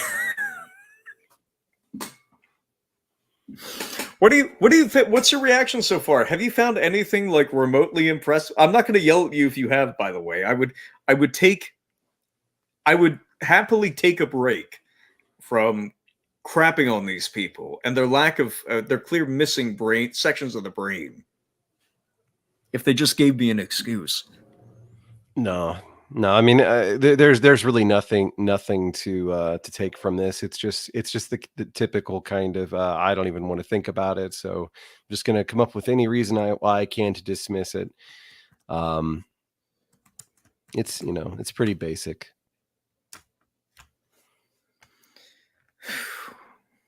Not everyone can play at this level. There's also coppers and electrum and coppers and silvers pieces, right, and all of this other bookkeeping you can do. But yeah, the point is that we prefer a world that has some sense of I won't even say realism, but a kind of internal consistency, as defined by whatever genre that you're playing in. And those games, for the most part. Last one for a minute, I promise. What genre are we playing in? Fantasy genre. What are there any literary antecedents or any literary precedents to AD&D and the hobby? Appendix N. Appendix N. What is Appendix N made of? I mean, if I felt like digging them out, I got plenty of the books over. Not that far. It's stuff like Fafhrd and the Grey Mouser, Conan the Barbarian, Kothar the Barbarian, Elric of Melniboné. Yeah, sword and sorcery, science fantasy, and weird fantasy. Quite a bit of. Is there like questing for gold in dungeons? Shit, that's all Fafhrd and the Grey Mouser really is. Got to get the gold for the bitches, man. I mean, listening to these folks, you would think that it had never come up in a fantasy novel before.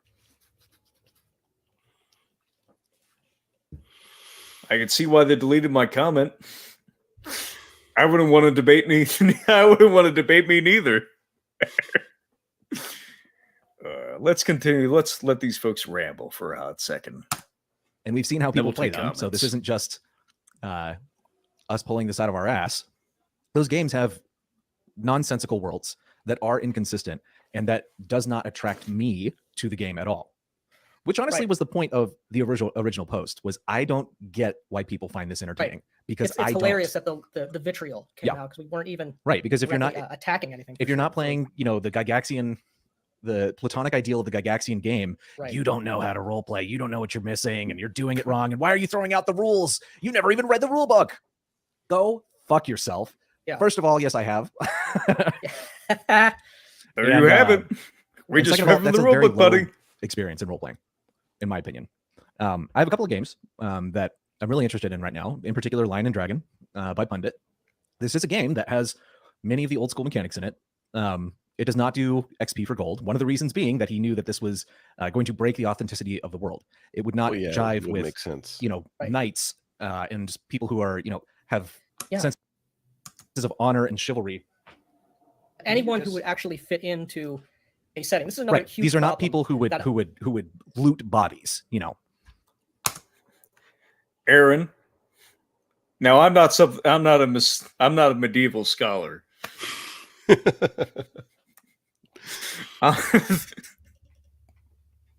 I'm no medieval scholar. Sorry, I'm looking at the comments right now.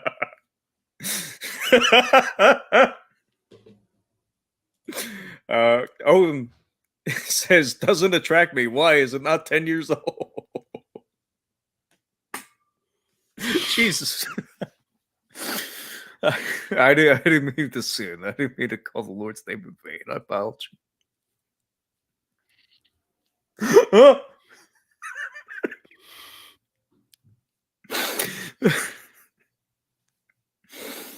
Oh, okay. Okay. Knights wouldn't loot bodies. Knights never did anything for loot or prestige, by the way. Yeah, they also never burned down villagers' houses because they couldn't afford to feed them, like they needed the food for the army. Mm-hmm. They never did this. There were never any vanity tournaments in which people competed for loot. There was never any need to go on crusades to forgive all of their sins. There were never any crusades, which people regarded, by the way, simultaneously as one, quest for the Holy Land, and two, a grand adventure in which they would get loot. Brian Reniger says, Crusaders looted Jerusalem. Yes. How do you think so many artifacts made it back to Europe? Dunder Moose, I'll see you later, buddy. Do come back. Make sure you click the like button before you head out. I see we have 11 likes. We have way more viewers than that. Shame on you. You better click that like button. Let's see here. It's insane, but the best part is upcoming now. Right. Now, not only not loot bodies as such, but there's no place in any society that has ever existed, any society that you could imagine that has any degree of realism or verisimilitude. If there's something like, if there's a role, if there's dungeons, or if you're presenting a world where civilization is the exception rather than the rule, and monsters, the wildlands, the evil spirits, undead, whatever, all the antagonistic monsters are threatening the civilized world at every turn, you're going to have a societal place for adventurers, which in D&D, these are tabula rasa people who just spawn in like a video game character. Yeah. Have no sense of place. Leave it. No sense of purpose. Hey. There's, for some reason, towns, cities, temple structures, political structures are tolerating these madmen who are going here, there, whatever. They're not paying taxes. They're not providing any meaningful service. And to your point, they are. Aaron, would you believe me if page 90 had a section on taxes? It does have it does very much have a thing on taxes. And right. Does anybody want me to read out the section on taxes, or do we believe me? I'm on page 90, so I see it. Okay. I don't know if this guy owns a DMG, so he might not know of it. Yeah, Soldiers of Fortune never once existed anywhere in history. I just don't know what the fuck his point is, Weren't the Lanchnet? I don't know how to pronounce it, but you probably know what I'm talking about. Weren't those mercenaries that literally terrorized their own patrons if they didn't give them more money? It sounds right.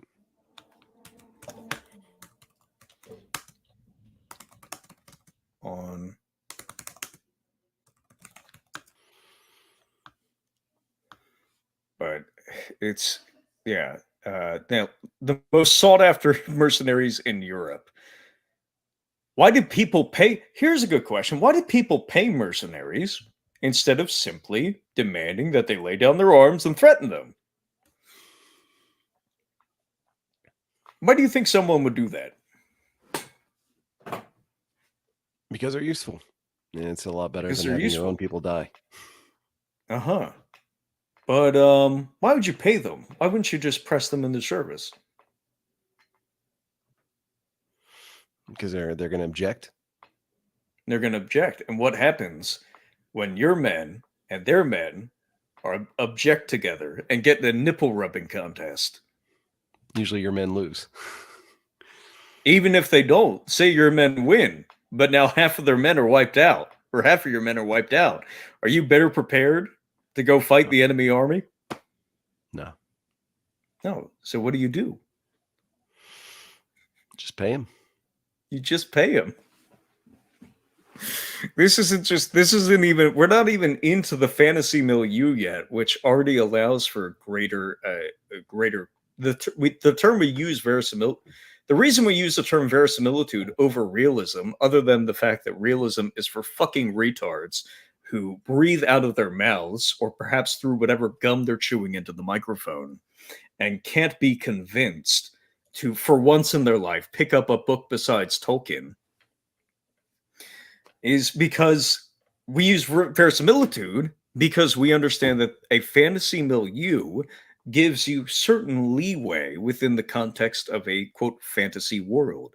Even if it's based off medieval Europe, the presence of magic alone is going to throw technological process, societal structure, incentives, both economic, diplomatic, and economic. Did I say economic already? I probably said economic already. That's fine. I'm just adding it for emphasis, I guess. Besides the normal world. These guys haven't even made it to the point where they could compare these worlds to the medieval world because they're already off base. I don't know what their impression of 12th to 14th century Europe is. I'm sure it has nothing to do with reality. I'm confident that when they see a large sword, they think it must weigh about 60 pounds, and all of our ancestors were these 8-foot tall giants wielding 100-pound heavy swords instead of, swords weigh about like 2 pounds. These people are the dumbest. Again, this is the drain catch of gaming here is RPGs. They are filled with these people.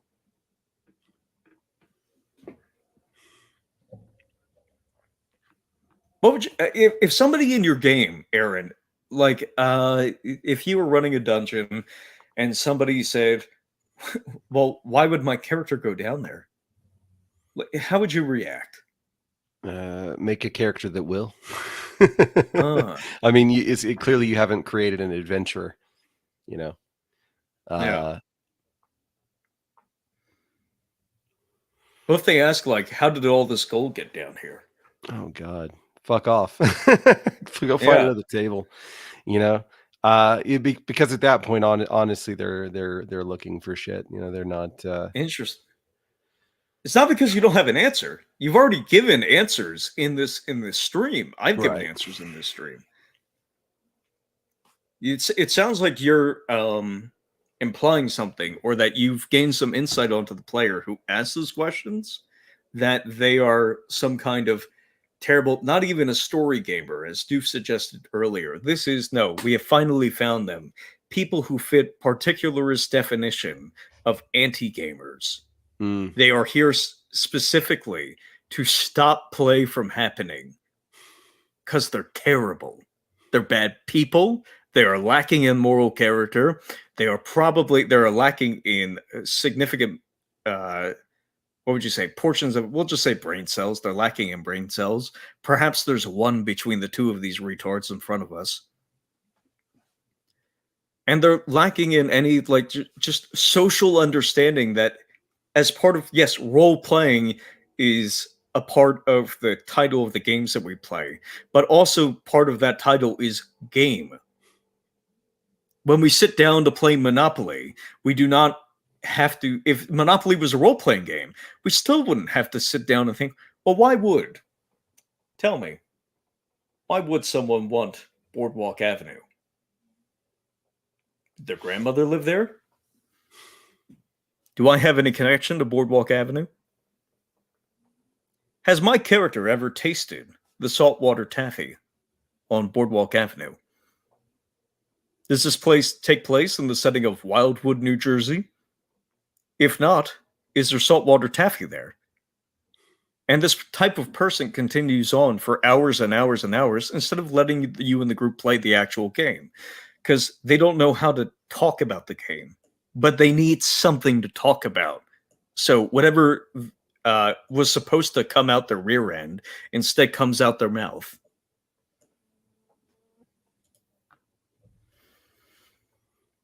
Let's continue on, and then we're gonna go for like probably about 5 more minutes, and then get to comments, because about the hour mark they start talking about random nonsense, and the rest of the time is pretty much like this. Deflating the economy.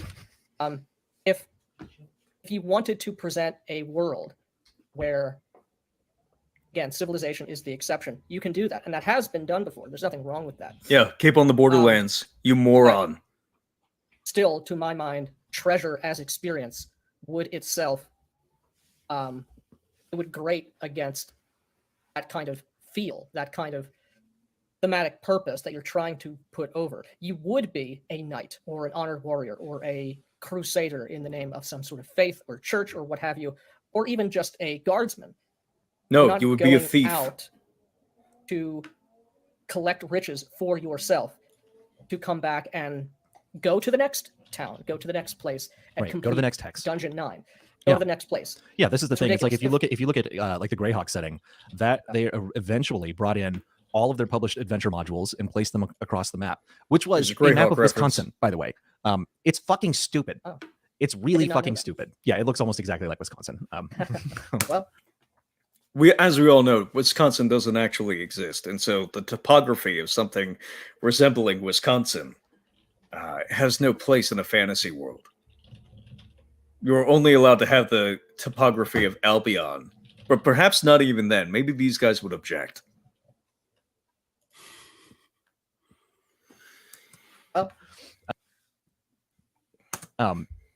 And so you have all of these incompatible and bizarre, which is fine. Incompatible. Bizarre games are fine. I've actually got one. Let's see if the camera will freak out. I've got a bizarre game right here. yeah. Wretched role-playing game by the Red Room just came in today. Bizarre is cool if it's contained within a genre and has some sort of consistency. And the way that most people are playing this style, there's no consistency to it outside of the rules that they use in the game.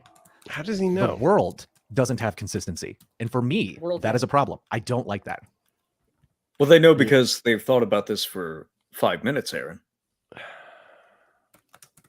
I mean, I've never encountered a game, that has like an actual dungeon environment, the kind that we're describing, where the DM didn't have internal consistency, internal logic, being something that was was thought of and taken care of.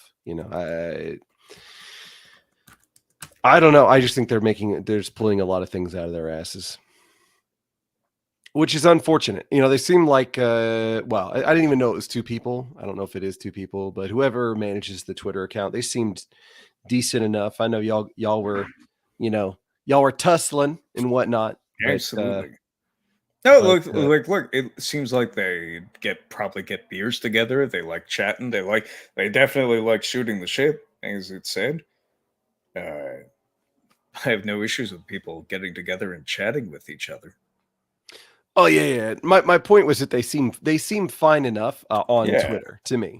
Just from my interactions, they seem fine enough. I definitely wouldn't say the morally reprehensible and all that kind of stuff that you said. That's. Oh, I would definitely say they're morally reprehensible. I wouldn't say that. Really, the only one that so the RPG is dumb guy, and then the big bad RPG guy. Yeah, they seem like those are actual scumbags. fucking scumbags. Yeah. RPG is dumb when you eventually see this and you see me gaping you over the webcam here, which I've been doing for this entire stream because you had no points. You had one funny image with myself and Matt Colville. Thank you, by the way, for the new sticker on my Discord server. You can find a link to that in the description below, right next to my Patreon, patreon.com/RubeJelly, for all the fun transcripts, additional RPG gaming material, and special essays and thoughts from yours truly. You guys got absolutely destroyed. You got raked over the coals across 2 days. And you're too stupid because you're like these weird boomer entities or Gen Xers, maybe, who go around wearing sunshades in place to cover up the void where you're in your skull, where your brain is supposed to be, and then just hire, I assume, 10,000 monkeys to type out on Twitter and find the dumbest tweets among those 10,000 monkeys to actually click post on, running on some kind of, it's like your AI that was trained on Helen Keller.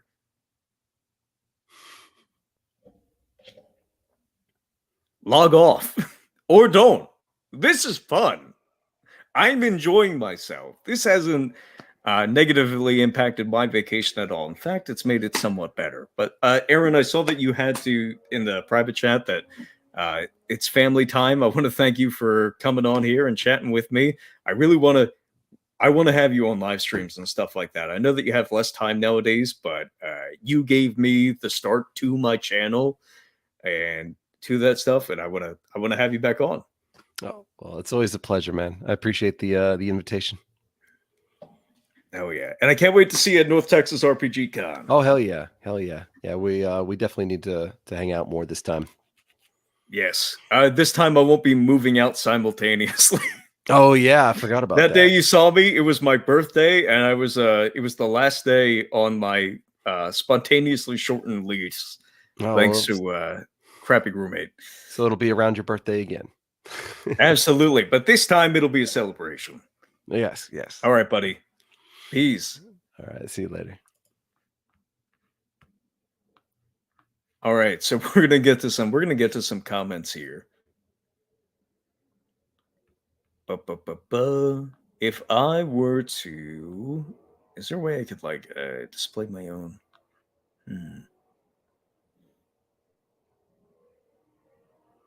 Toggle timestamps. No. See, what I want to do is I want to pull you guys up on the screen and look at you.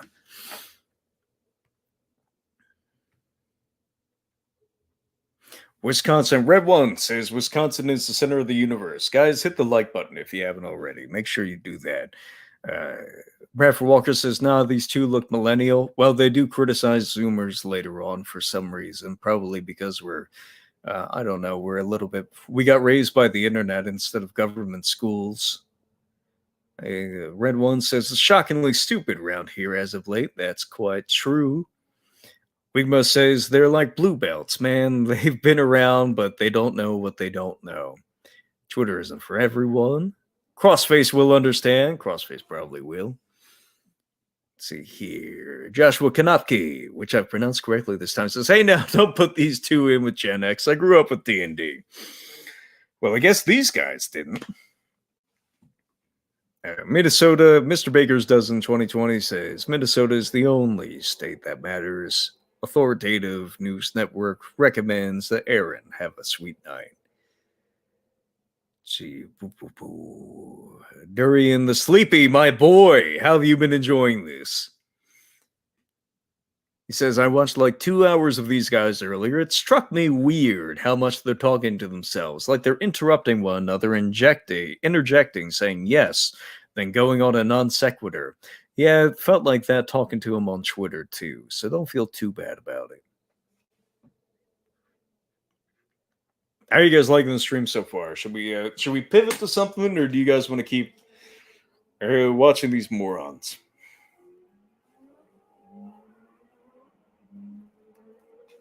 There's a little bit more Twitter beef, Twitter drama we could go over. A little bit of fun with Casimir Urbanski.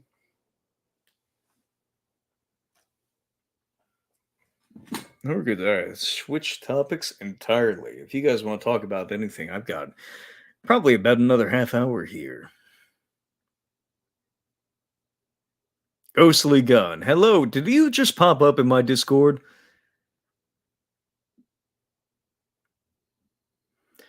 Mr. Baker's Dozen says the funny thing about these two is they are so anti-fund. I don't think they've really ran any game at all. Tell you what, I'm going to look at Ransack. What happens if I look at Ransack RPG? This is going to bring something up that I think is, yeah, there we go.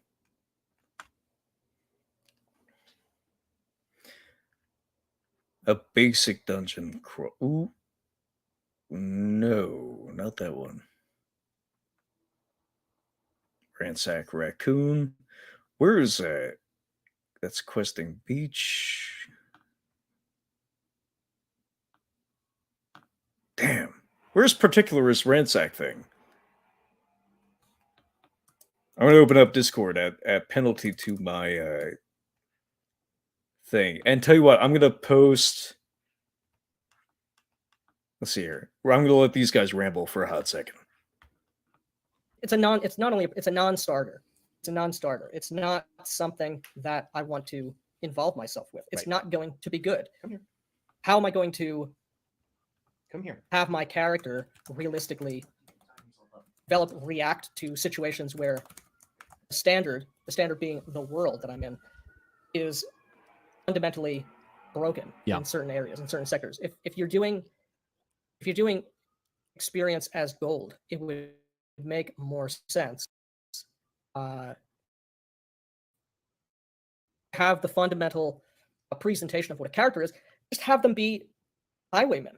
Yeah, that's how you get money. That's how you you don't go down finding these abominable horrors. You waylay people on the road. You waylay merchant caravans. That's what this is why I also said, like, invent capitalism, you know, like make a you don't get it. like, you don't get start a XP business. for money You or can get not gold that way. adventuring. And then people brought up that it's not just gold pieces. It's that they have to be gold pieces that are obtained through adventuring. So you can't once they're spent, you know, if someone gave you more money, that's not experience. They're not just interchangeable. Right. So again, this is completely arbitrary.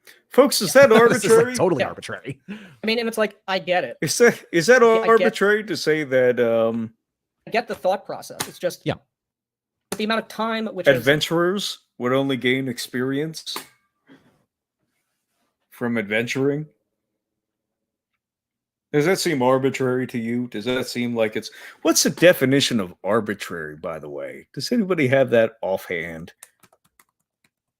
Based on random choice or personal whim rather than any reason or system? What are we thinking?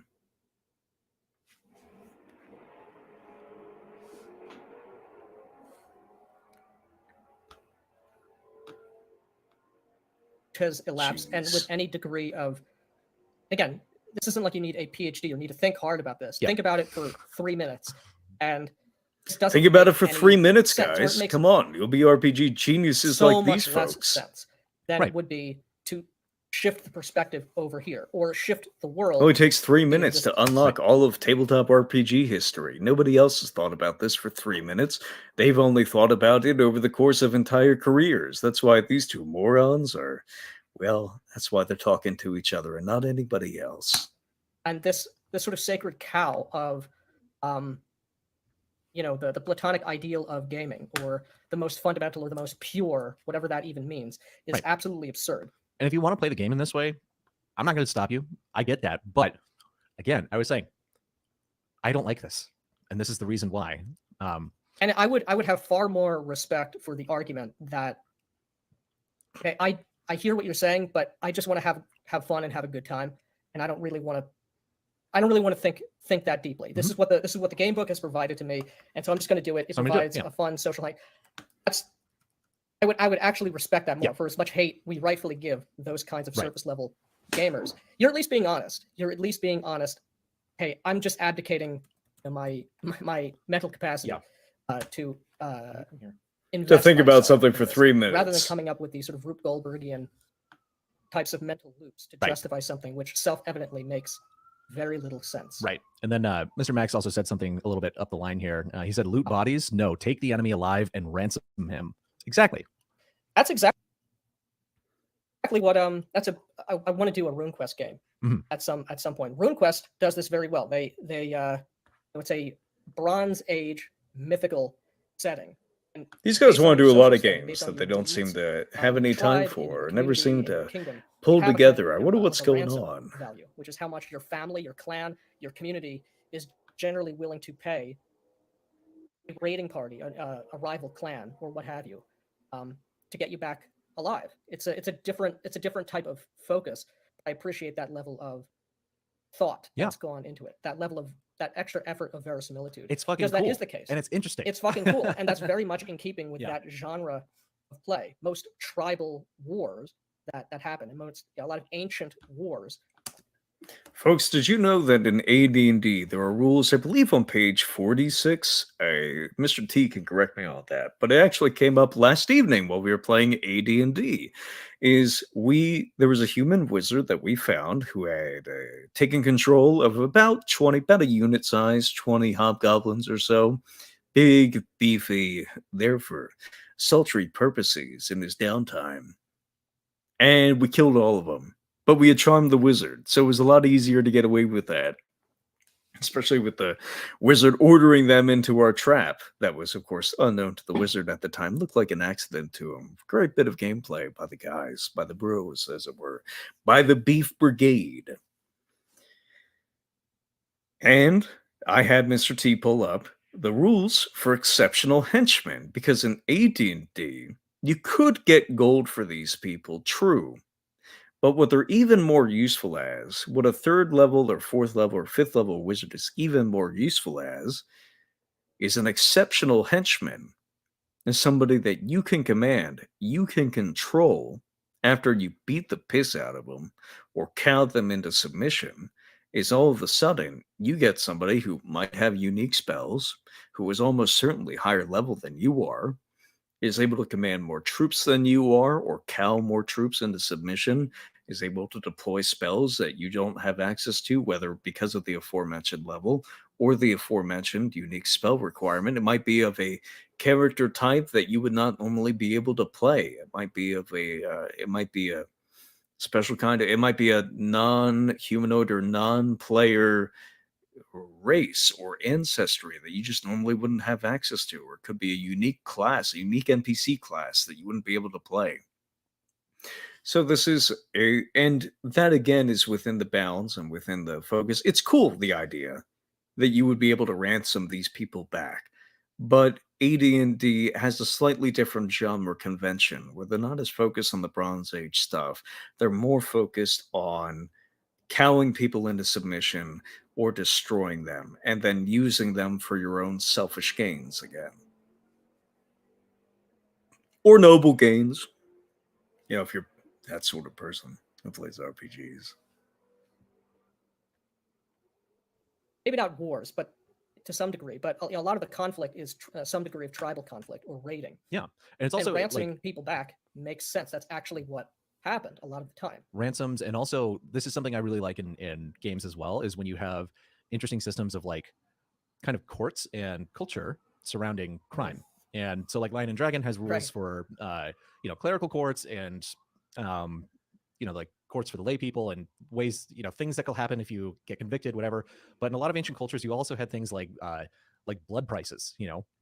If it's not simply an eye for an eye. I mean, that's eventually what things boil down to. But you'll have like hierarchically listed sins, essentially.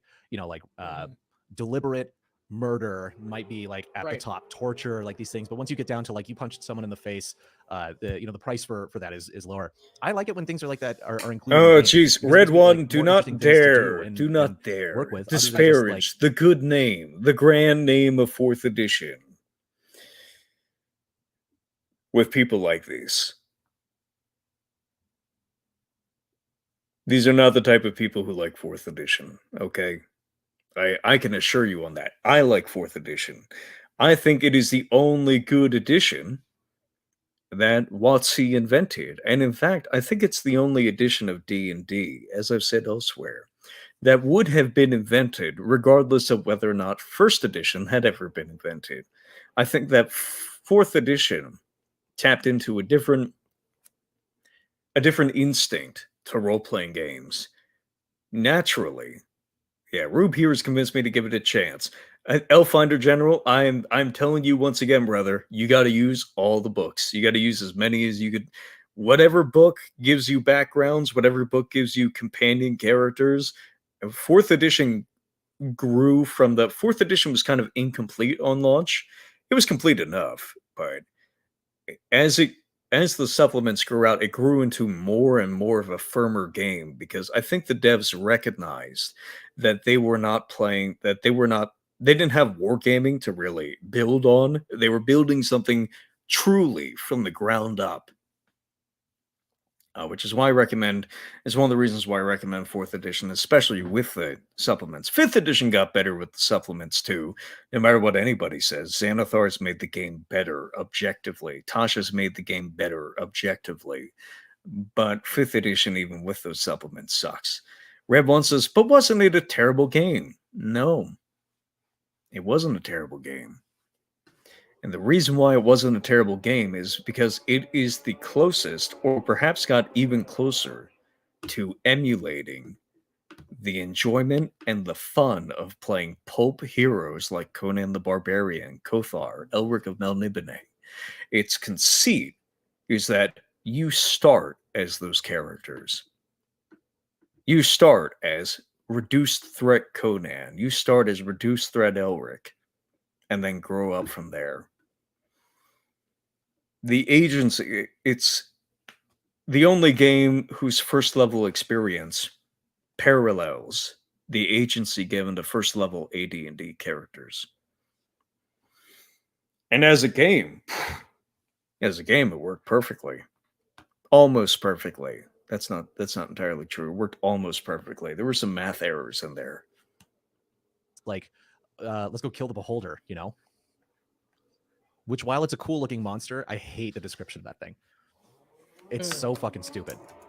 This, as I don't know Shauner what- I don't know says, what D&D monsters they're fucking Pokemon. in 98% of the case, that Oh, that you is what guys are they Kaz stands. I don't even know what no that wonder you're means. story gamers. I don't know what that means either. Well, this is part of the the retarded dialogue about RPGs. The RPG commentariat is so scatterbrained, Mhm. and where we're not even speaking the same language, because I don't know if I don't recall if we've explicitly used the word story gaming, but what the common understanding of what story gaming is, to my understanding, we're not story gamers. No. We are very much against putting together a plot, a novel. Yeah, pre-planned. No, what you guys are against, in fact, is all of gaming. You don't care to put together a pre-planned plot. You don't even care to, unless somebody, but you'll still demand that somebody does it for you before you actually play in a dungeon environment. Basically, anything that has either a set together or even an implied setting has too many, quote, holes for people who are too stupid to recognize how stupid they are. Whoever's languishing in the Dunning-Kruger tar pits is unable to play in even a game such as Fate. These types of people are unable to play in any game at all. They are what the particularist refers to as no games. Share this tab instead. I could do that right from technology. This is so much fun. So, Particularist, who is the author of the owner of Ransack Games, and the author and sole designer of the game known as Ransack, a fun dungeon crawler light, I would say. Which is not to disparage it. I'd rather people play Ransack than something like BX, for instance. Has a handy lexicon here, and in which he's added a bunch of different terms that are common in the tabletop role-playing game space, insulted my particular group in a rather mean and unfortunate way. I'll let you guys decide on whether or not it applies to us, but he has the term here called no games. No games are terminally online losers who play no games, and whose worthless opinions must be dismissed with prejudice. If not proactively banned, they will proliferate like cancer on any gaming community to similar effect. Folks, I can't find a better description for these people who do not play, who do not run, who look for any excuse to drag down any hypothetical party and chase away any hypothetical, quote, fellow gamers that might be interested in giving people this unimaginably stupid a chance that they surely do not deserve.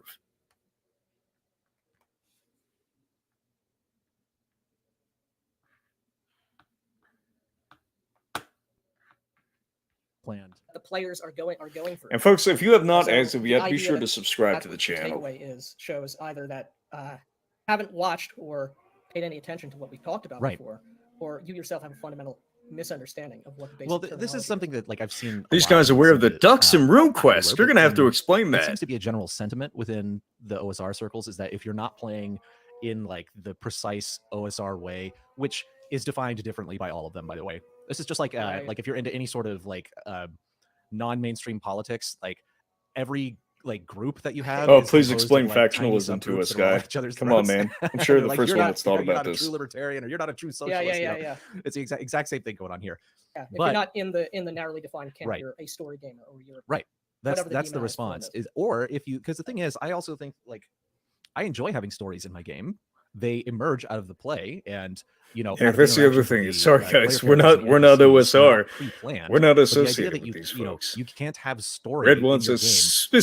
"Spit it out, required. Junior." Jesus. right. The story is something which is emergent from the play. Yeah. And again, I know you and I have talked about this. If these guys actually believe this at kind of length, stuff, where they believe and I that don't a know story the- is in fact emergent from play, they would be able to recognize the value or the purpose of a dungeon existing in game. It would make sense to them that people go into the dungeon, they come out with loot, they spend loot makes its way back to the dungeon by the creatures living in the dungeon or came to live in that dungeon, and so more adventurers must go in. Some of those adventurers die, leaving their loot behind, which is then scattered across the underworld. And in the meantime, additional factions are themselves warring within the Underdark, within the world below, the underworld, literally. These fissures to a different reality, which is mythic in origin and mechanic, that is not to be understood by human, but has plenty of precedent and is well established in the literary fiction that inspired D&D to begin with. These people are so far removed from anything that you could possibly, from anything even resembling our hobby, that you could not even hand them a book called Appendix N. You could not hand them any of the books listed within Appendix N. They would look at them and say, but why would Conan want to have sex if he's already had sex once? Can you explain that to me, gamers?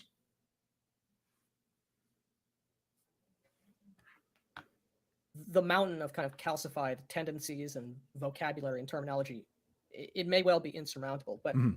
I don't even like the idea of having the hobby be defined as role-playing games.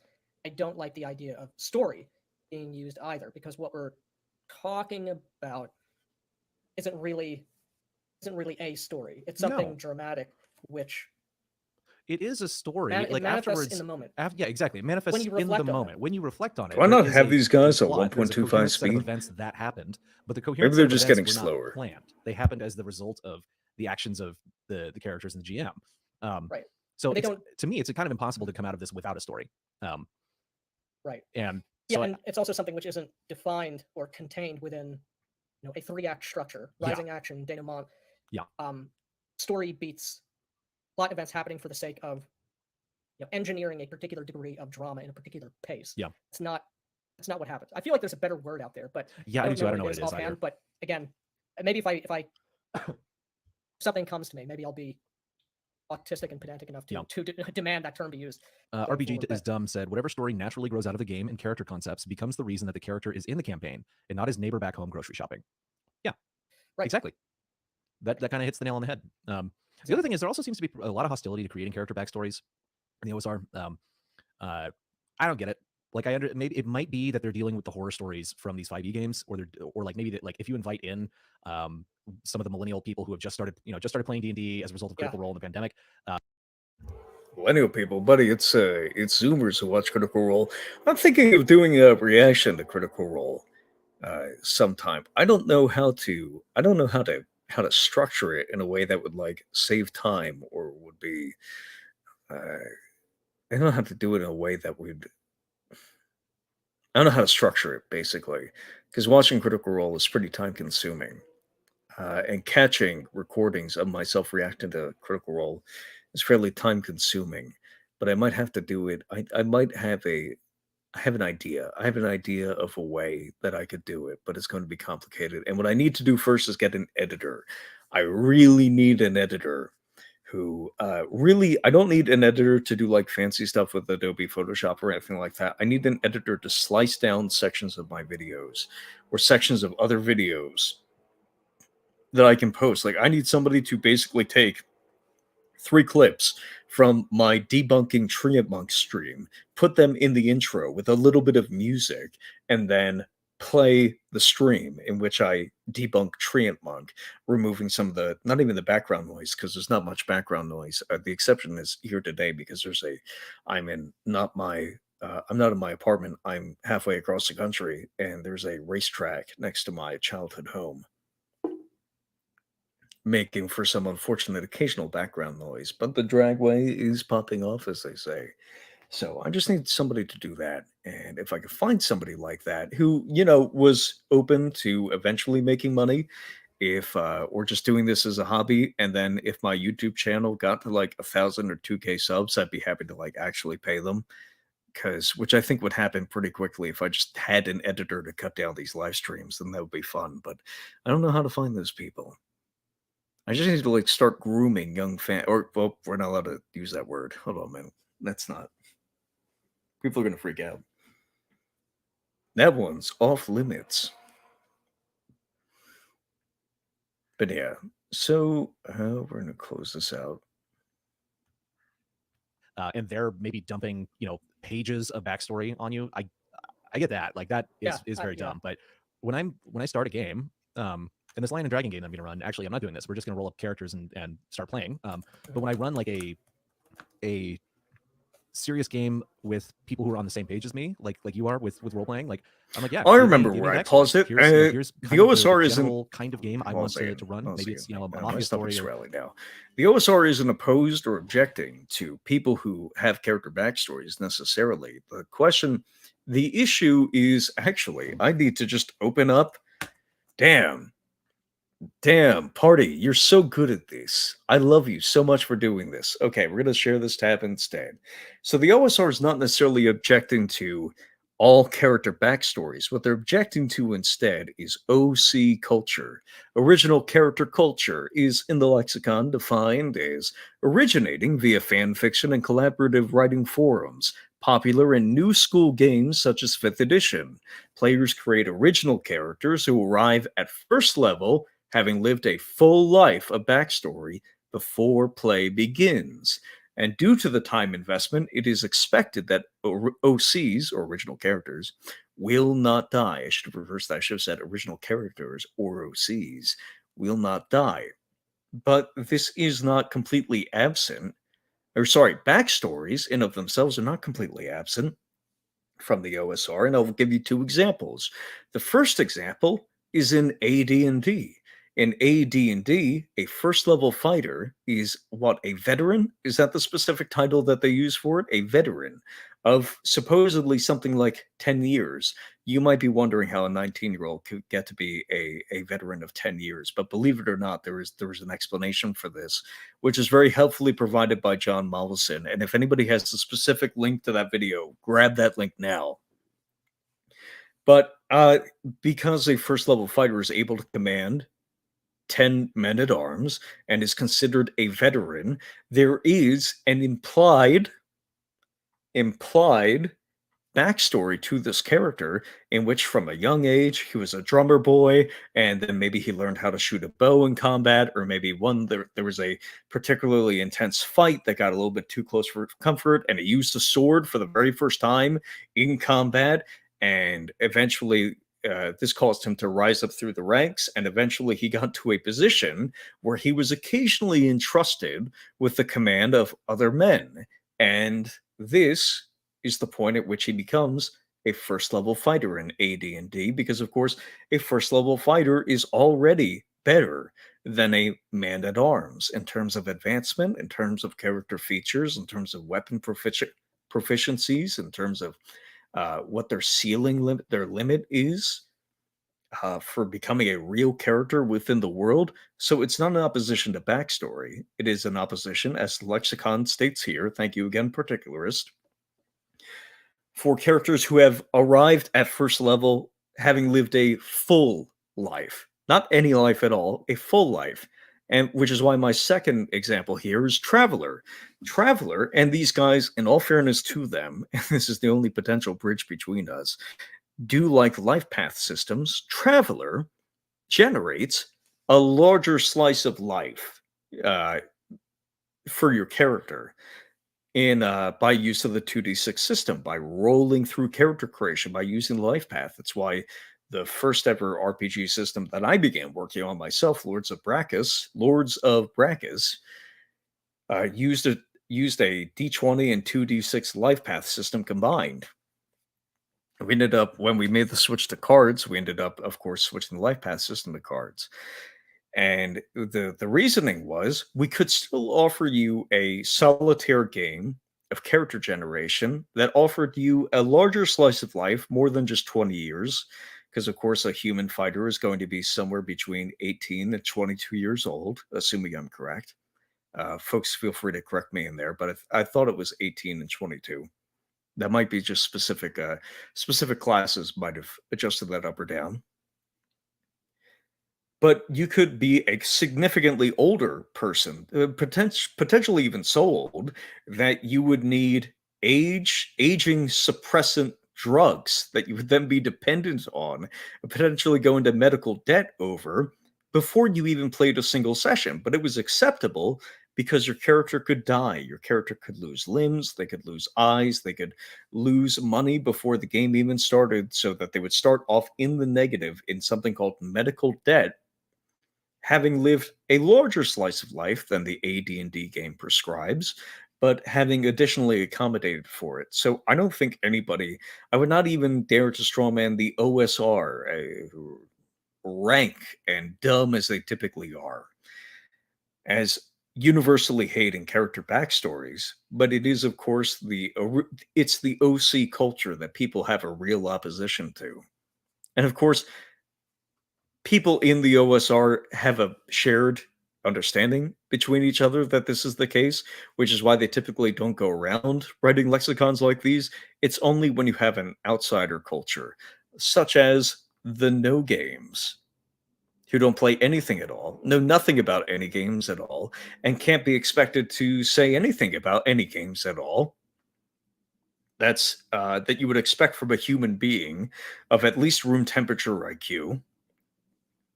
When these folks come in, that's where you need something like a lexicon, which is why this is pretty helpful. You don't want to look at the BroSR section. You don't want to look at the BroSR section. He was so mean. Oh, geez. He has a section for Jeffro Johnson specifically, but I'm not going to read it. It is uncharacteristically mean for somebody who knows nothing about Jeffro. The BroSR. This is describing me, by the way. Attention whoring, crossed out men, Twitter users formerly interested in pickup artistry. I don't know why he put formerly there. It's not like it. Just because I have a girlfriend doesn't mean I'm done with it. Consists primarily of annoying con man Jeffro Johnson evangelizing for B-dub style of play on Twitter. Remember, Jeffro Gygaxian timekeeping was, in fact, coined by B-dubs, which is why it was invented by B-dubs, which is why he coined Jeffro Gygaxian timekeeping and not B-dubsian. B-dubs, B-Gygaxian timekeeping or something like that. This style allows no games, reference it again, to control factions without ever participating in an actual game, similar to OC culture. To give the campaign dynamism, a constant flow of actual players must be attracted, achieved by bombastically asserting that patron play is the one true D&D and claiming to have invented bog-standard D&D time tracking.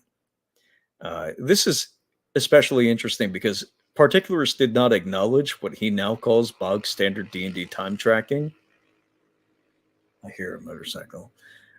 Bog-standard D&D time tracking until well past I think 2020, I think it was 2021, where he was finally convinced that, yes, saying that one day passes in the game for every day that passes in real time does in fact mean that one day passes in the game for one day that passes in real time. But the people who convinced him of this are unfortunately not credited. Charitably, the use of actual rules of AD&D is enough to garner a modicum of respect. Let's see here. Well, this was so much fun. I'm going to catch up on comments. Or, you're on the road marching to war or something like that. Give them the seed of the idea. They come up with a character concept. I take all of these character concepts that they've given me and kind of find a way to weave that into the main idea. The main idea will change because of that. And then we start playing based on this thing that we've all kind of mutually put together. And this isn't that much work, by the way. And it's fun. Well, no, and it shouldn't be. It's fun. I like doing it.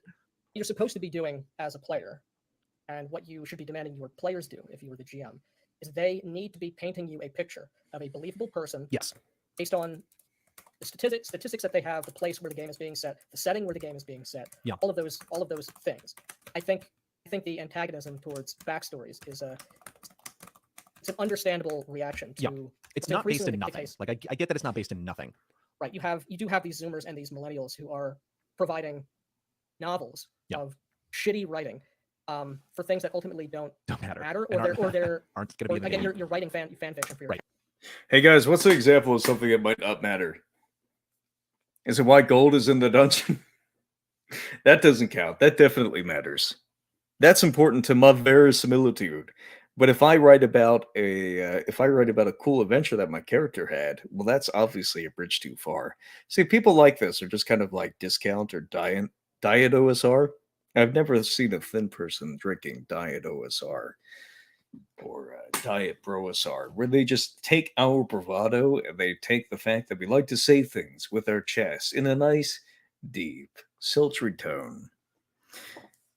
And claim that they're doing the same thing as us, but in reality, we have a foundation on which we base our pomp and confidence and, quite frankly, rude attitudes and lack of charity, which is that we have a shared text that we've all agreed upon is the focus for our work, is the focus for why we talk about the things that we do and how we evaluate the rest of the RPG culture. These guys don't have anything like that. They don't have anything approaching it because, as I said, these are no gamers. They are diverged from the hobby. They copy, they mimic like strange, not even predators, because looking at these two, you can tell that they are not. Parasites is more apt, as far as descriptions go, for the sorts of people who latch on to hobbies like these, start mimicking and copying the lexicon and the text and the tone and the words that we use to describe and argue over our favorite elements of the hobby and jump in to say nonsense because they're just random assortments of words and tones that they don't know the meaning of, and they make it clear to anybody that does have a clue.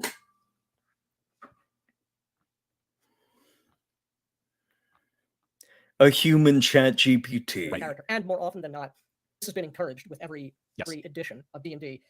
You're playing a level 1 character. You're someone who has not, generally speaking, you're playing someone who hasn't had much experience beyond the norm of whatever your life was sort of on track to be. You can take this any number of different ways. But if you're giving the GM a backstory and they're already the biggest badass, or they've already accomplished all of this other stuff, and the character's 19, level 1, like, you have this kind of, well, that's a disconnect in and of itself. Yeah, that's an inconsistency in your world. Thing way too far. Yeah, but like what you just said, you have someone who's got some epic badass adventure in their story that's led up to this. They've gone through all these traumatic events or whatever. They're level 1 when they start. That's a disconnect. If your character has done all of this epic crazy stuff, they shouldn't really be a level 1 character. That doesn't make sense. There's not a consistency in the world there. You're kind of, if your character is mechanically a noob, they should kind of be a noob in terms of life and adventuring. Yeah, exactly. Yeah, Vernon Hampton makes exactly the point we're making. I think backstory should be commensurate to level. Exactly. Yes, yeah, exactly. And the only exception to this, and I have a video about this, how to create good characters, was I played a character in a game that sadly died, who was old. And this was his last crack at that. And so he had a fairly involved backstory, This was his last crack at bat, and a good explanation for why he was essentially level 1 in terms of like abilities and all this other shit is that he's fucking old. You know, Sure. um, And that character did make sense for the type of game which is being played. Exactly. So like with anything else, it's like the old adage: you need to understand the rules. you need to know the rules before These you things break can be broken and Yeah. bent, but These guys who knew nothing about the rules, and you need to know about the rules before you break them. Was that really the understand? Is that the proper understanding of Chesterton's fence? Now, G.K. Chesterton, who is fat, morally reprehensible beyond imagination, he is both physically and mentally and philosophically. I don't know why I used the term both. He's all of the above in terms of disgust. It came up with an analogy or whatever metaphor, whatever it is. It's late here, and I am not nearly enough into another Guinness. Came up with a phrase, I guess. Chesterton's fence. Chesterton's fence is about two folks who go up to a fence post. They don't know why a thing is there, and they say to themselves, "Well, it's in our way. Let's remove it. Let's get rid of this little fenced off area because we'll be able to get where we're trying to go a little bit faster." And then they remove it, and then a bull comes over the horizon and gores them because they can't run away because it's G.K. Chesterton in this scenario, and he's too fat to flee. I can assume nothing else. I won't be convinced of anything else, frankly. So G.K. Chesterton, he says, well, the clear lesson here is that you don't remove something without knowing first why it's there. But the thing that a lot of people don't properly take away from the story is that they think that the takeaway is that knowing why the thing is there gives you license to Have to take do it it away. some And that's degree of not the time. case.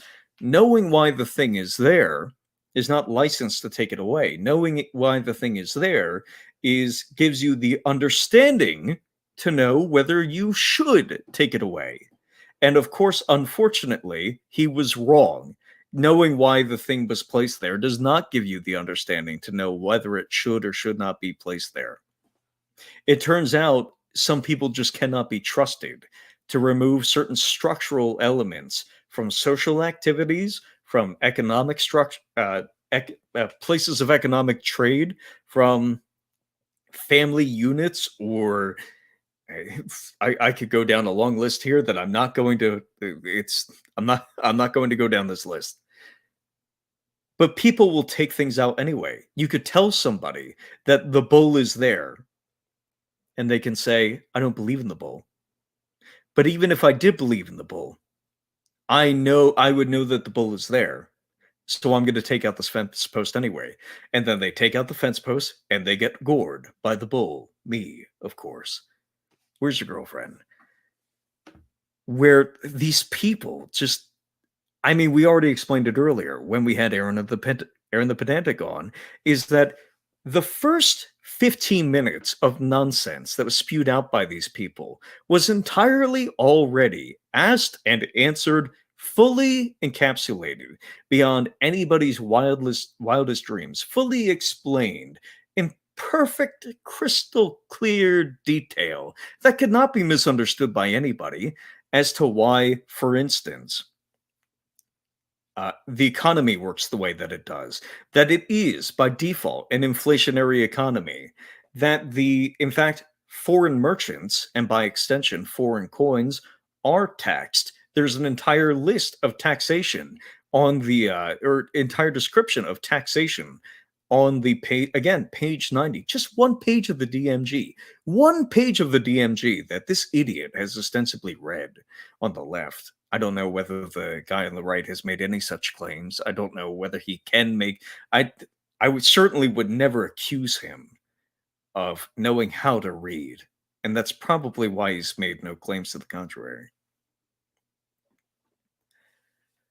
But it was already asked and answered on one page, and all they had to do was look it up or ask somebody who knew more than them to look it up for them, and they can't do that. I don't know what you'd call it. Some degree of refinement. with some level of thought. Can't- You can't just some do level it of thought. for no reason. Mhm. And this, and here's kind of getting back to that XP for gold thing. Ooh, Jeffrey says that the lamppost is a better explanation. So lamppost analogy. Or no, it's a metaphor. It is a metaphor.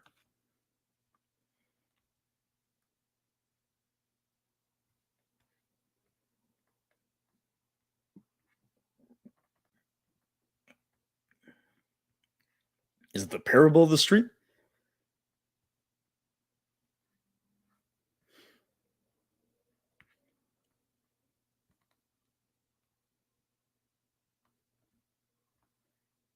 No. It's not the parable of the street. Unfortunate.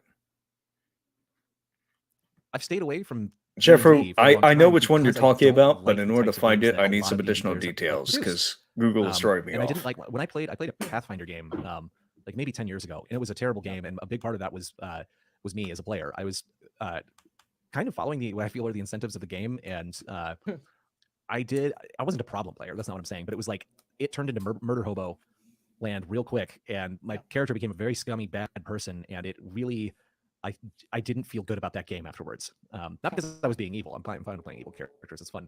Sure. Within context of genre. But yeah, it was just like, oh, I just don't like this game. I really just don't like this game. It. Right. Again, it's a symptom of these people don't like this game. Disconnect. Remember, Right. these people know nothing about the it. general assumption is that you are. Why doesn't your hobby, good people, which I dislike, an evil character, but conform to my expectations, which will not help us, which will not help me like it? Okay, share this tab instead. Yeah, this is a much better quote from a fundamentally disgusting and trashy man, but a broken clocks and all that. Suppose that a great commotion arises in the street about something, let us say a lamppost, which many influential persons desire to pull down. A gray-clad monk, who is the spirit of the Middle Ages, is approached upon the matter and begins to say in the arid, "Oh, you cannot be serious," in the manner of the schoolmen, says, "Let us first of all consider, my brethren, the value of light. If light be in itself good," at this point he is somewhat excusably knocked down. All the people make a rush for the lamppost. The lamppost is down in 10 minutes, and they go about congratulating each other in their unmedieval practicality. But as things go on, they do not work out so easily. Some people have pulled the lamppost down because they wanted the electric light, some because they wanted the old iron, some because they wanted darkness, because their deeds were evil. Some thought it not enough of a lamppost, some too much. Some acted because they wanted to smash municipal machinery, some because they wanted to smash something. And there is war in the night, no man knowing whom he strikes. So gradually and inevitably, today, tomorrow, or the next day, there comes back the conviction that the monk was right after all, and that all depends on what is the philosophy of light. Only what we might have discussed under the gas lamp, we must now discuss in the dark. Might be the only intelligent thing that guy has ever said, and it's good.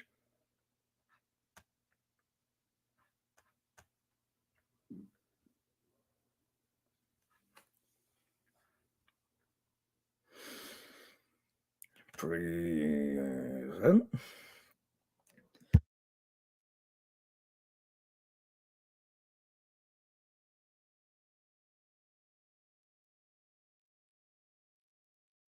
The books as written is that you are, to one degree or another, good people. You are fighting monsters, and you are I mean, at least saving. What does he talk like that? Monsters. What lurks beyond adventurers. Yeah, I mean, there's a couple things in there. I think what a fucking weirdo. A lot of the kind of these people are so strange. Heroism aspect of it creeped in. That was made. Do not let people at this play play at your gaming table. Do not allow them inside your game stores. Do not allow them in your hobby. Gatekeep them. Chase them out with fire. I know some of you guys are a little less progressive than I am, and the presence of like pronouns in the bio makes you upset or distasteful. These people do not have pronouns in the bio. They are of a fundamental now at the time they were a fundamental violent worlds, and they still lower organism, I could say, and all that. But the original that looks D&D was like a lot us, weird. It was a lot more sometimes explicitly weird acts in like a lot of us, ways. but very quickly reveals itself to not and be us. I don't remember what I was. So chase it out. I don't care who you have to ally with in order to chase it out. At all cost, okay? There's no circumstance under which it wouldn't be worth it. These people are the enemy. Going with that, but It's all good. We got Steve Fillmore in the house, Steve Fillmore and us. And we know RPG is dumb, has thrown the gauntlet down. Find a critical role stand. Find a person with oddly colored hair. Find somebody with pronouns in the bio. Find somebody with whoever. Find somebody with a 1E poster in their bio. Find somebody with a BX poster in their bio. And you should all join hands and sing Kumbaya before burning these people on a stake in Minecraft, in AD&D, in Burning Wheel. Gauntlet down, has called us and many other people, and rightly so, for not putting their games up. Stay tuned very soon. We've been talking about that. yeah, we Even before this this whole Twitter thing has gone off. Very, very soon. Yeah. Stay tuned. stay tuned. I'm really excited. It's gonna be a lot of fun. I'm excited as well. Yeah. So All right, this is the final point I'm going to address before I get ready to close out, and we're just gonna hang out for another 15 minutes while we BS.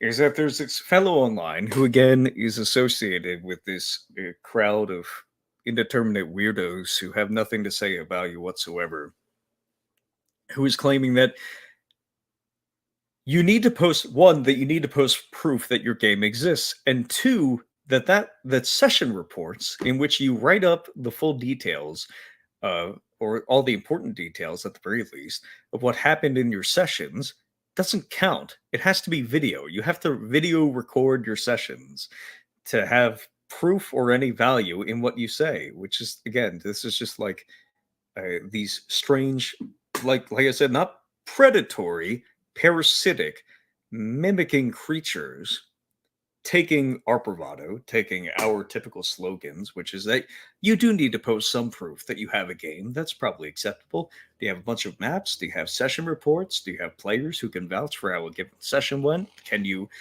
describe how the session went in a fashion that can be verified by other people at the very least?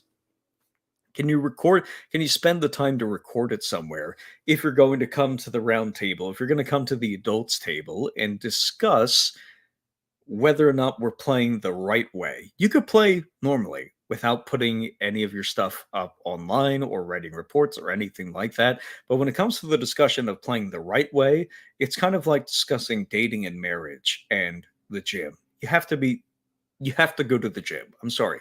You have to go to the gym. If you can't manage to go to the gym, we can't really trust your opinion on this other stuff, because it's the perfect, or the most perfect filter that we could find for people who are willing to put some kind of time investment into the topic that we're discussing, who are willing to put their nuts on the line a little bit and verify that they're willing to put some blood, sweat, and tears into these, that they have some kind of investment, that they have. I stumbled around for so long, that they have skin in the game when it comes to our conversations.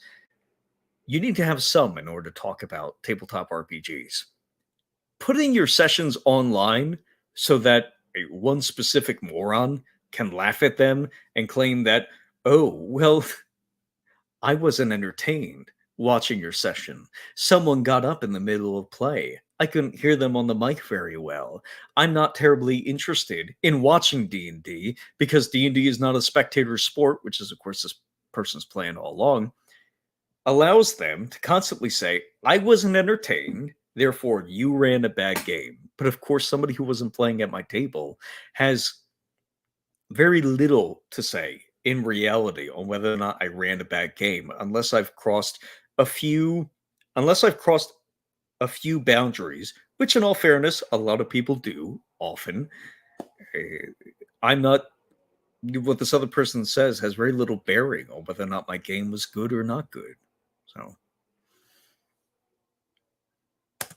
sooner perhaps than you might think. Yep. But yeah, Steve brings up the notion of milestone XP, and I will say when Okay. I have done we're not gonna follow these people's, and I do put that in quotes, endorsement of this. Okay, so we got 12 viewers left. I got a bunch of you left.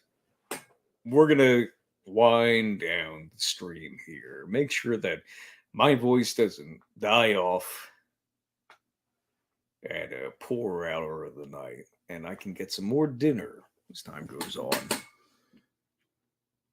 Milestone systems are awful. Yeah, so what do you guys want to do? Who has any questions about like what happened here? Or barring that, anything at all? I do have some exciting news about the Patreon. The Patreon is going to get the, let's see here, Demogorgon stat block and some markdown code that you can plug into Homebrewery in order to edit it yourself. Sorry, it won't be Demogorgon. It will be a two-headed Prince of Demons, who in no way should be taken to resemble or exist as the Demogorgon.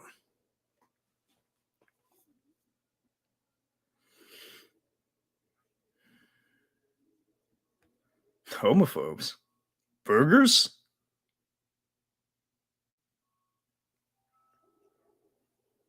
Oh, jeez.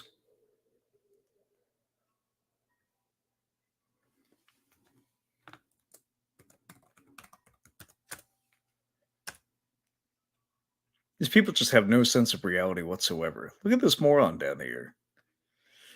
I'm sorry, man. It's not my fault you never went to the gym. Crossface. Oh, Jesus. You need to tell me about this, okay? What happened? I want the sauce. I want the full details on. I'll even have you on here right now if you want to talk about the nonsense in your server. Let's see here. Milestones are awful. During the sleepy says Octopus. Yeah, that's good. I like that. Hoisting says they are only worth it for a game with massive time skips, if even. And at that point, just give XP for the massive time skip instead. Yeah, you could. There's nothing stopping you from doing downtime actions in between a massive time skip. I'm going to be doing that once we get the other characters from my other continent embedded in a new system, which will either be it's not going to be Seven Willows for my grand campaigns, because Seven Willows isn't built for that. Seven Willows is a mini RPG, which lets me lead into weakness question.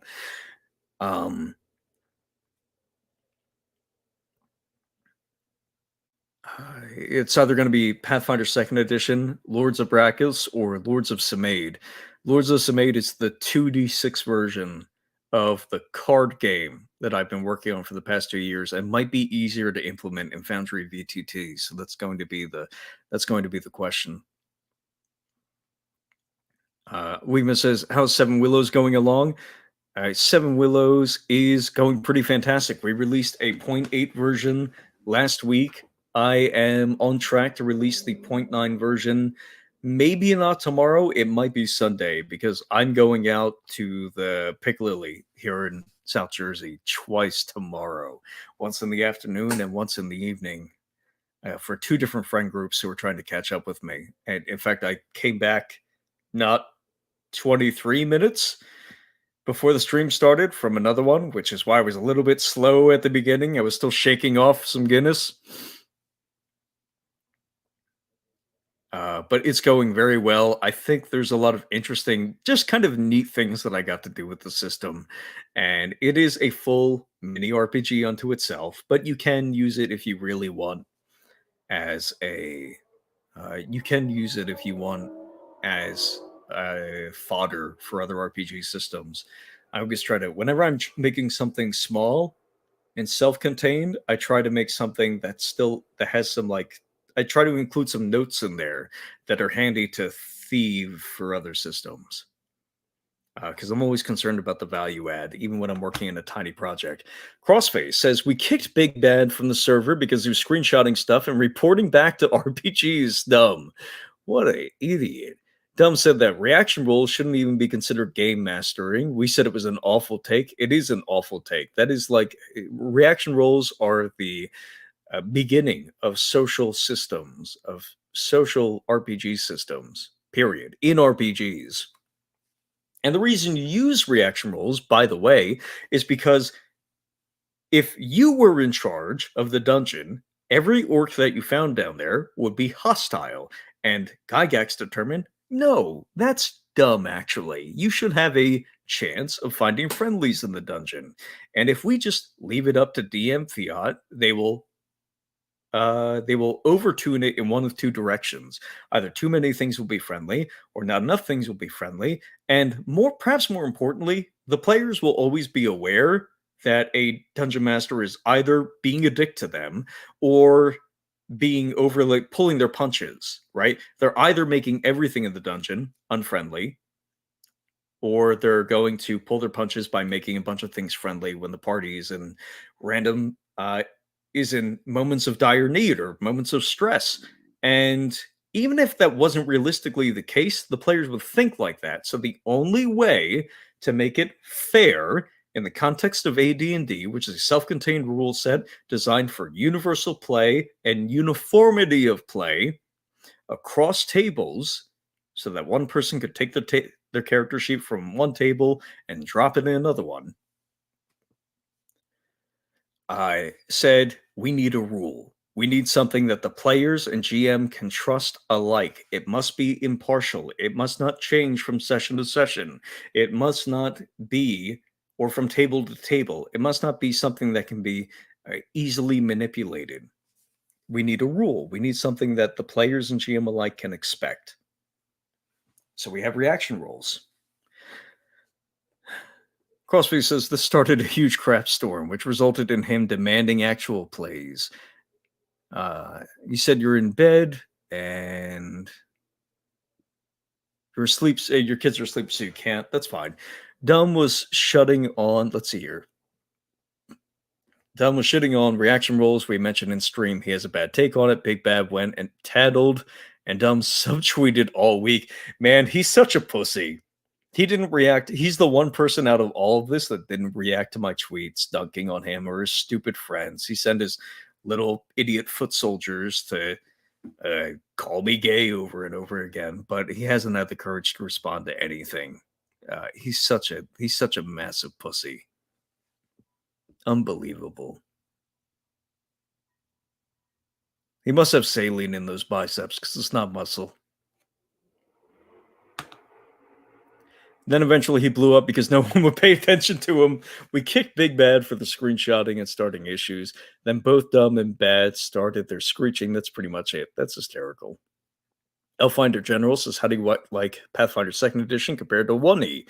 Pathfinder 2nd Edition is an evolution on 4th Edition, which is like a quote-unquote, is like a real game. It's the next. There was 1E, and then there was a bunch of derivatives.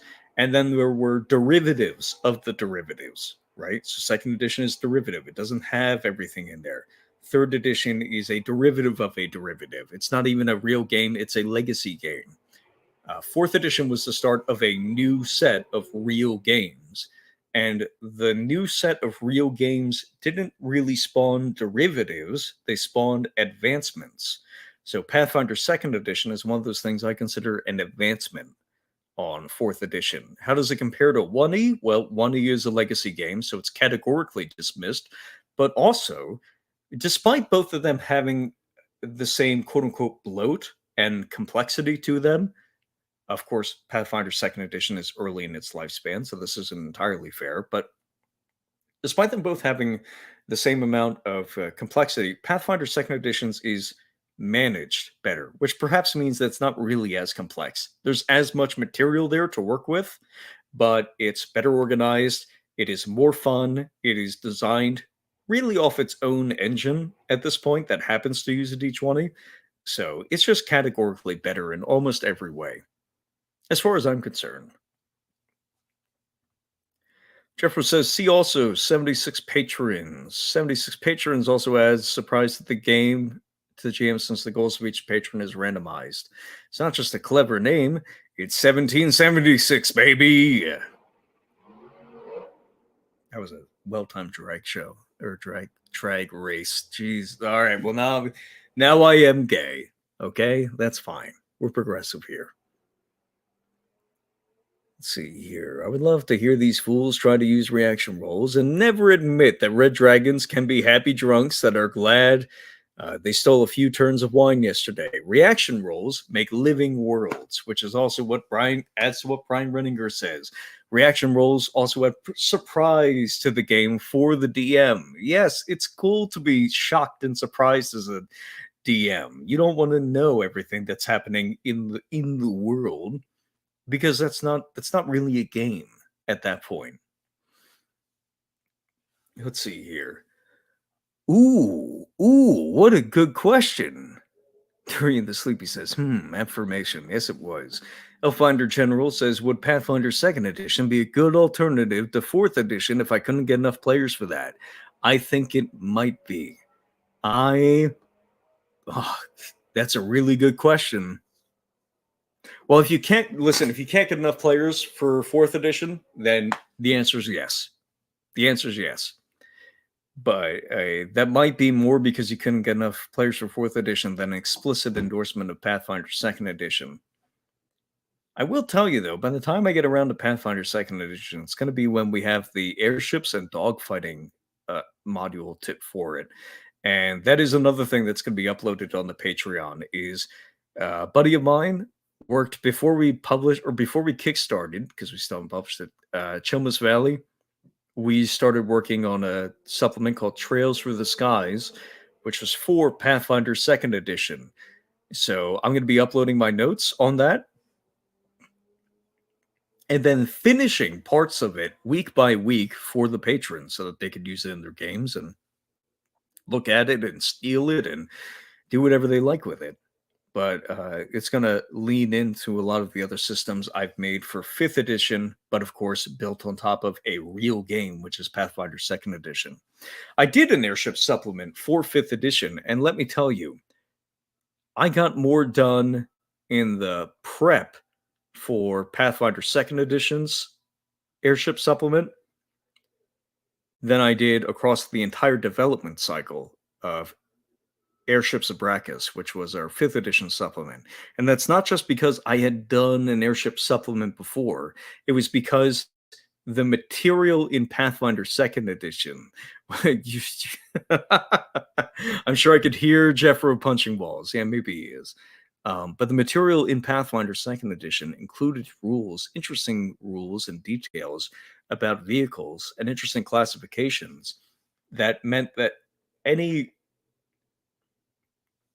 the material we were trying to build had already been scaffolded. And what I really needed to do was just add material to those scaffolds. The work to set up had already been set up.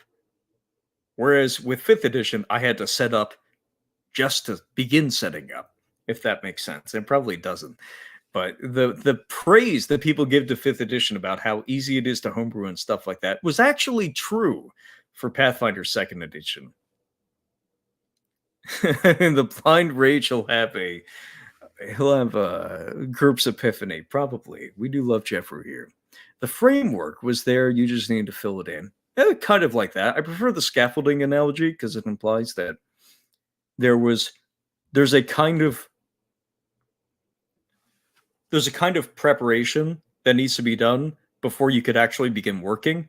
And in Pathfinder 2nd Edition, the preparation had been done for me.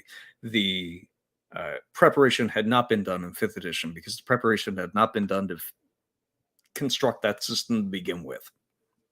All right. 68 views already. God, this was fun. What do you folks want to... any other questions here? I'm getting a little hungry. This was fun. How did you guys enjoy yourselves?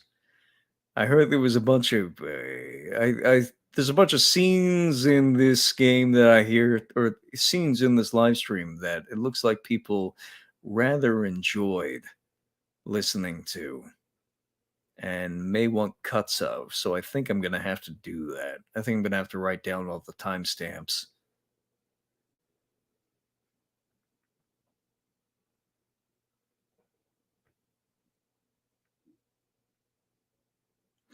Honestly, folks, it's a shame that they didn't take me up on my offer for a debate or a live show. I think they could have gotten more out of this. They could have brought a little bit of more viewership to themselves. Extend the hand, take the olive branch instead of letting me beat them with it. But I guess I don't know. Maybe they're bottoms.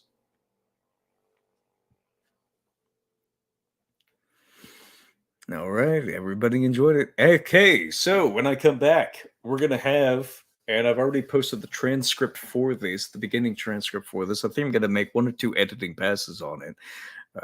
The transcript for the hit points video that's coming up. I don't know if it's going to be labeled as 1D&D or 5e.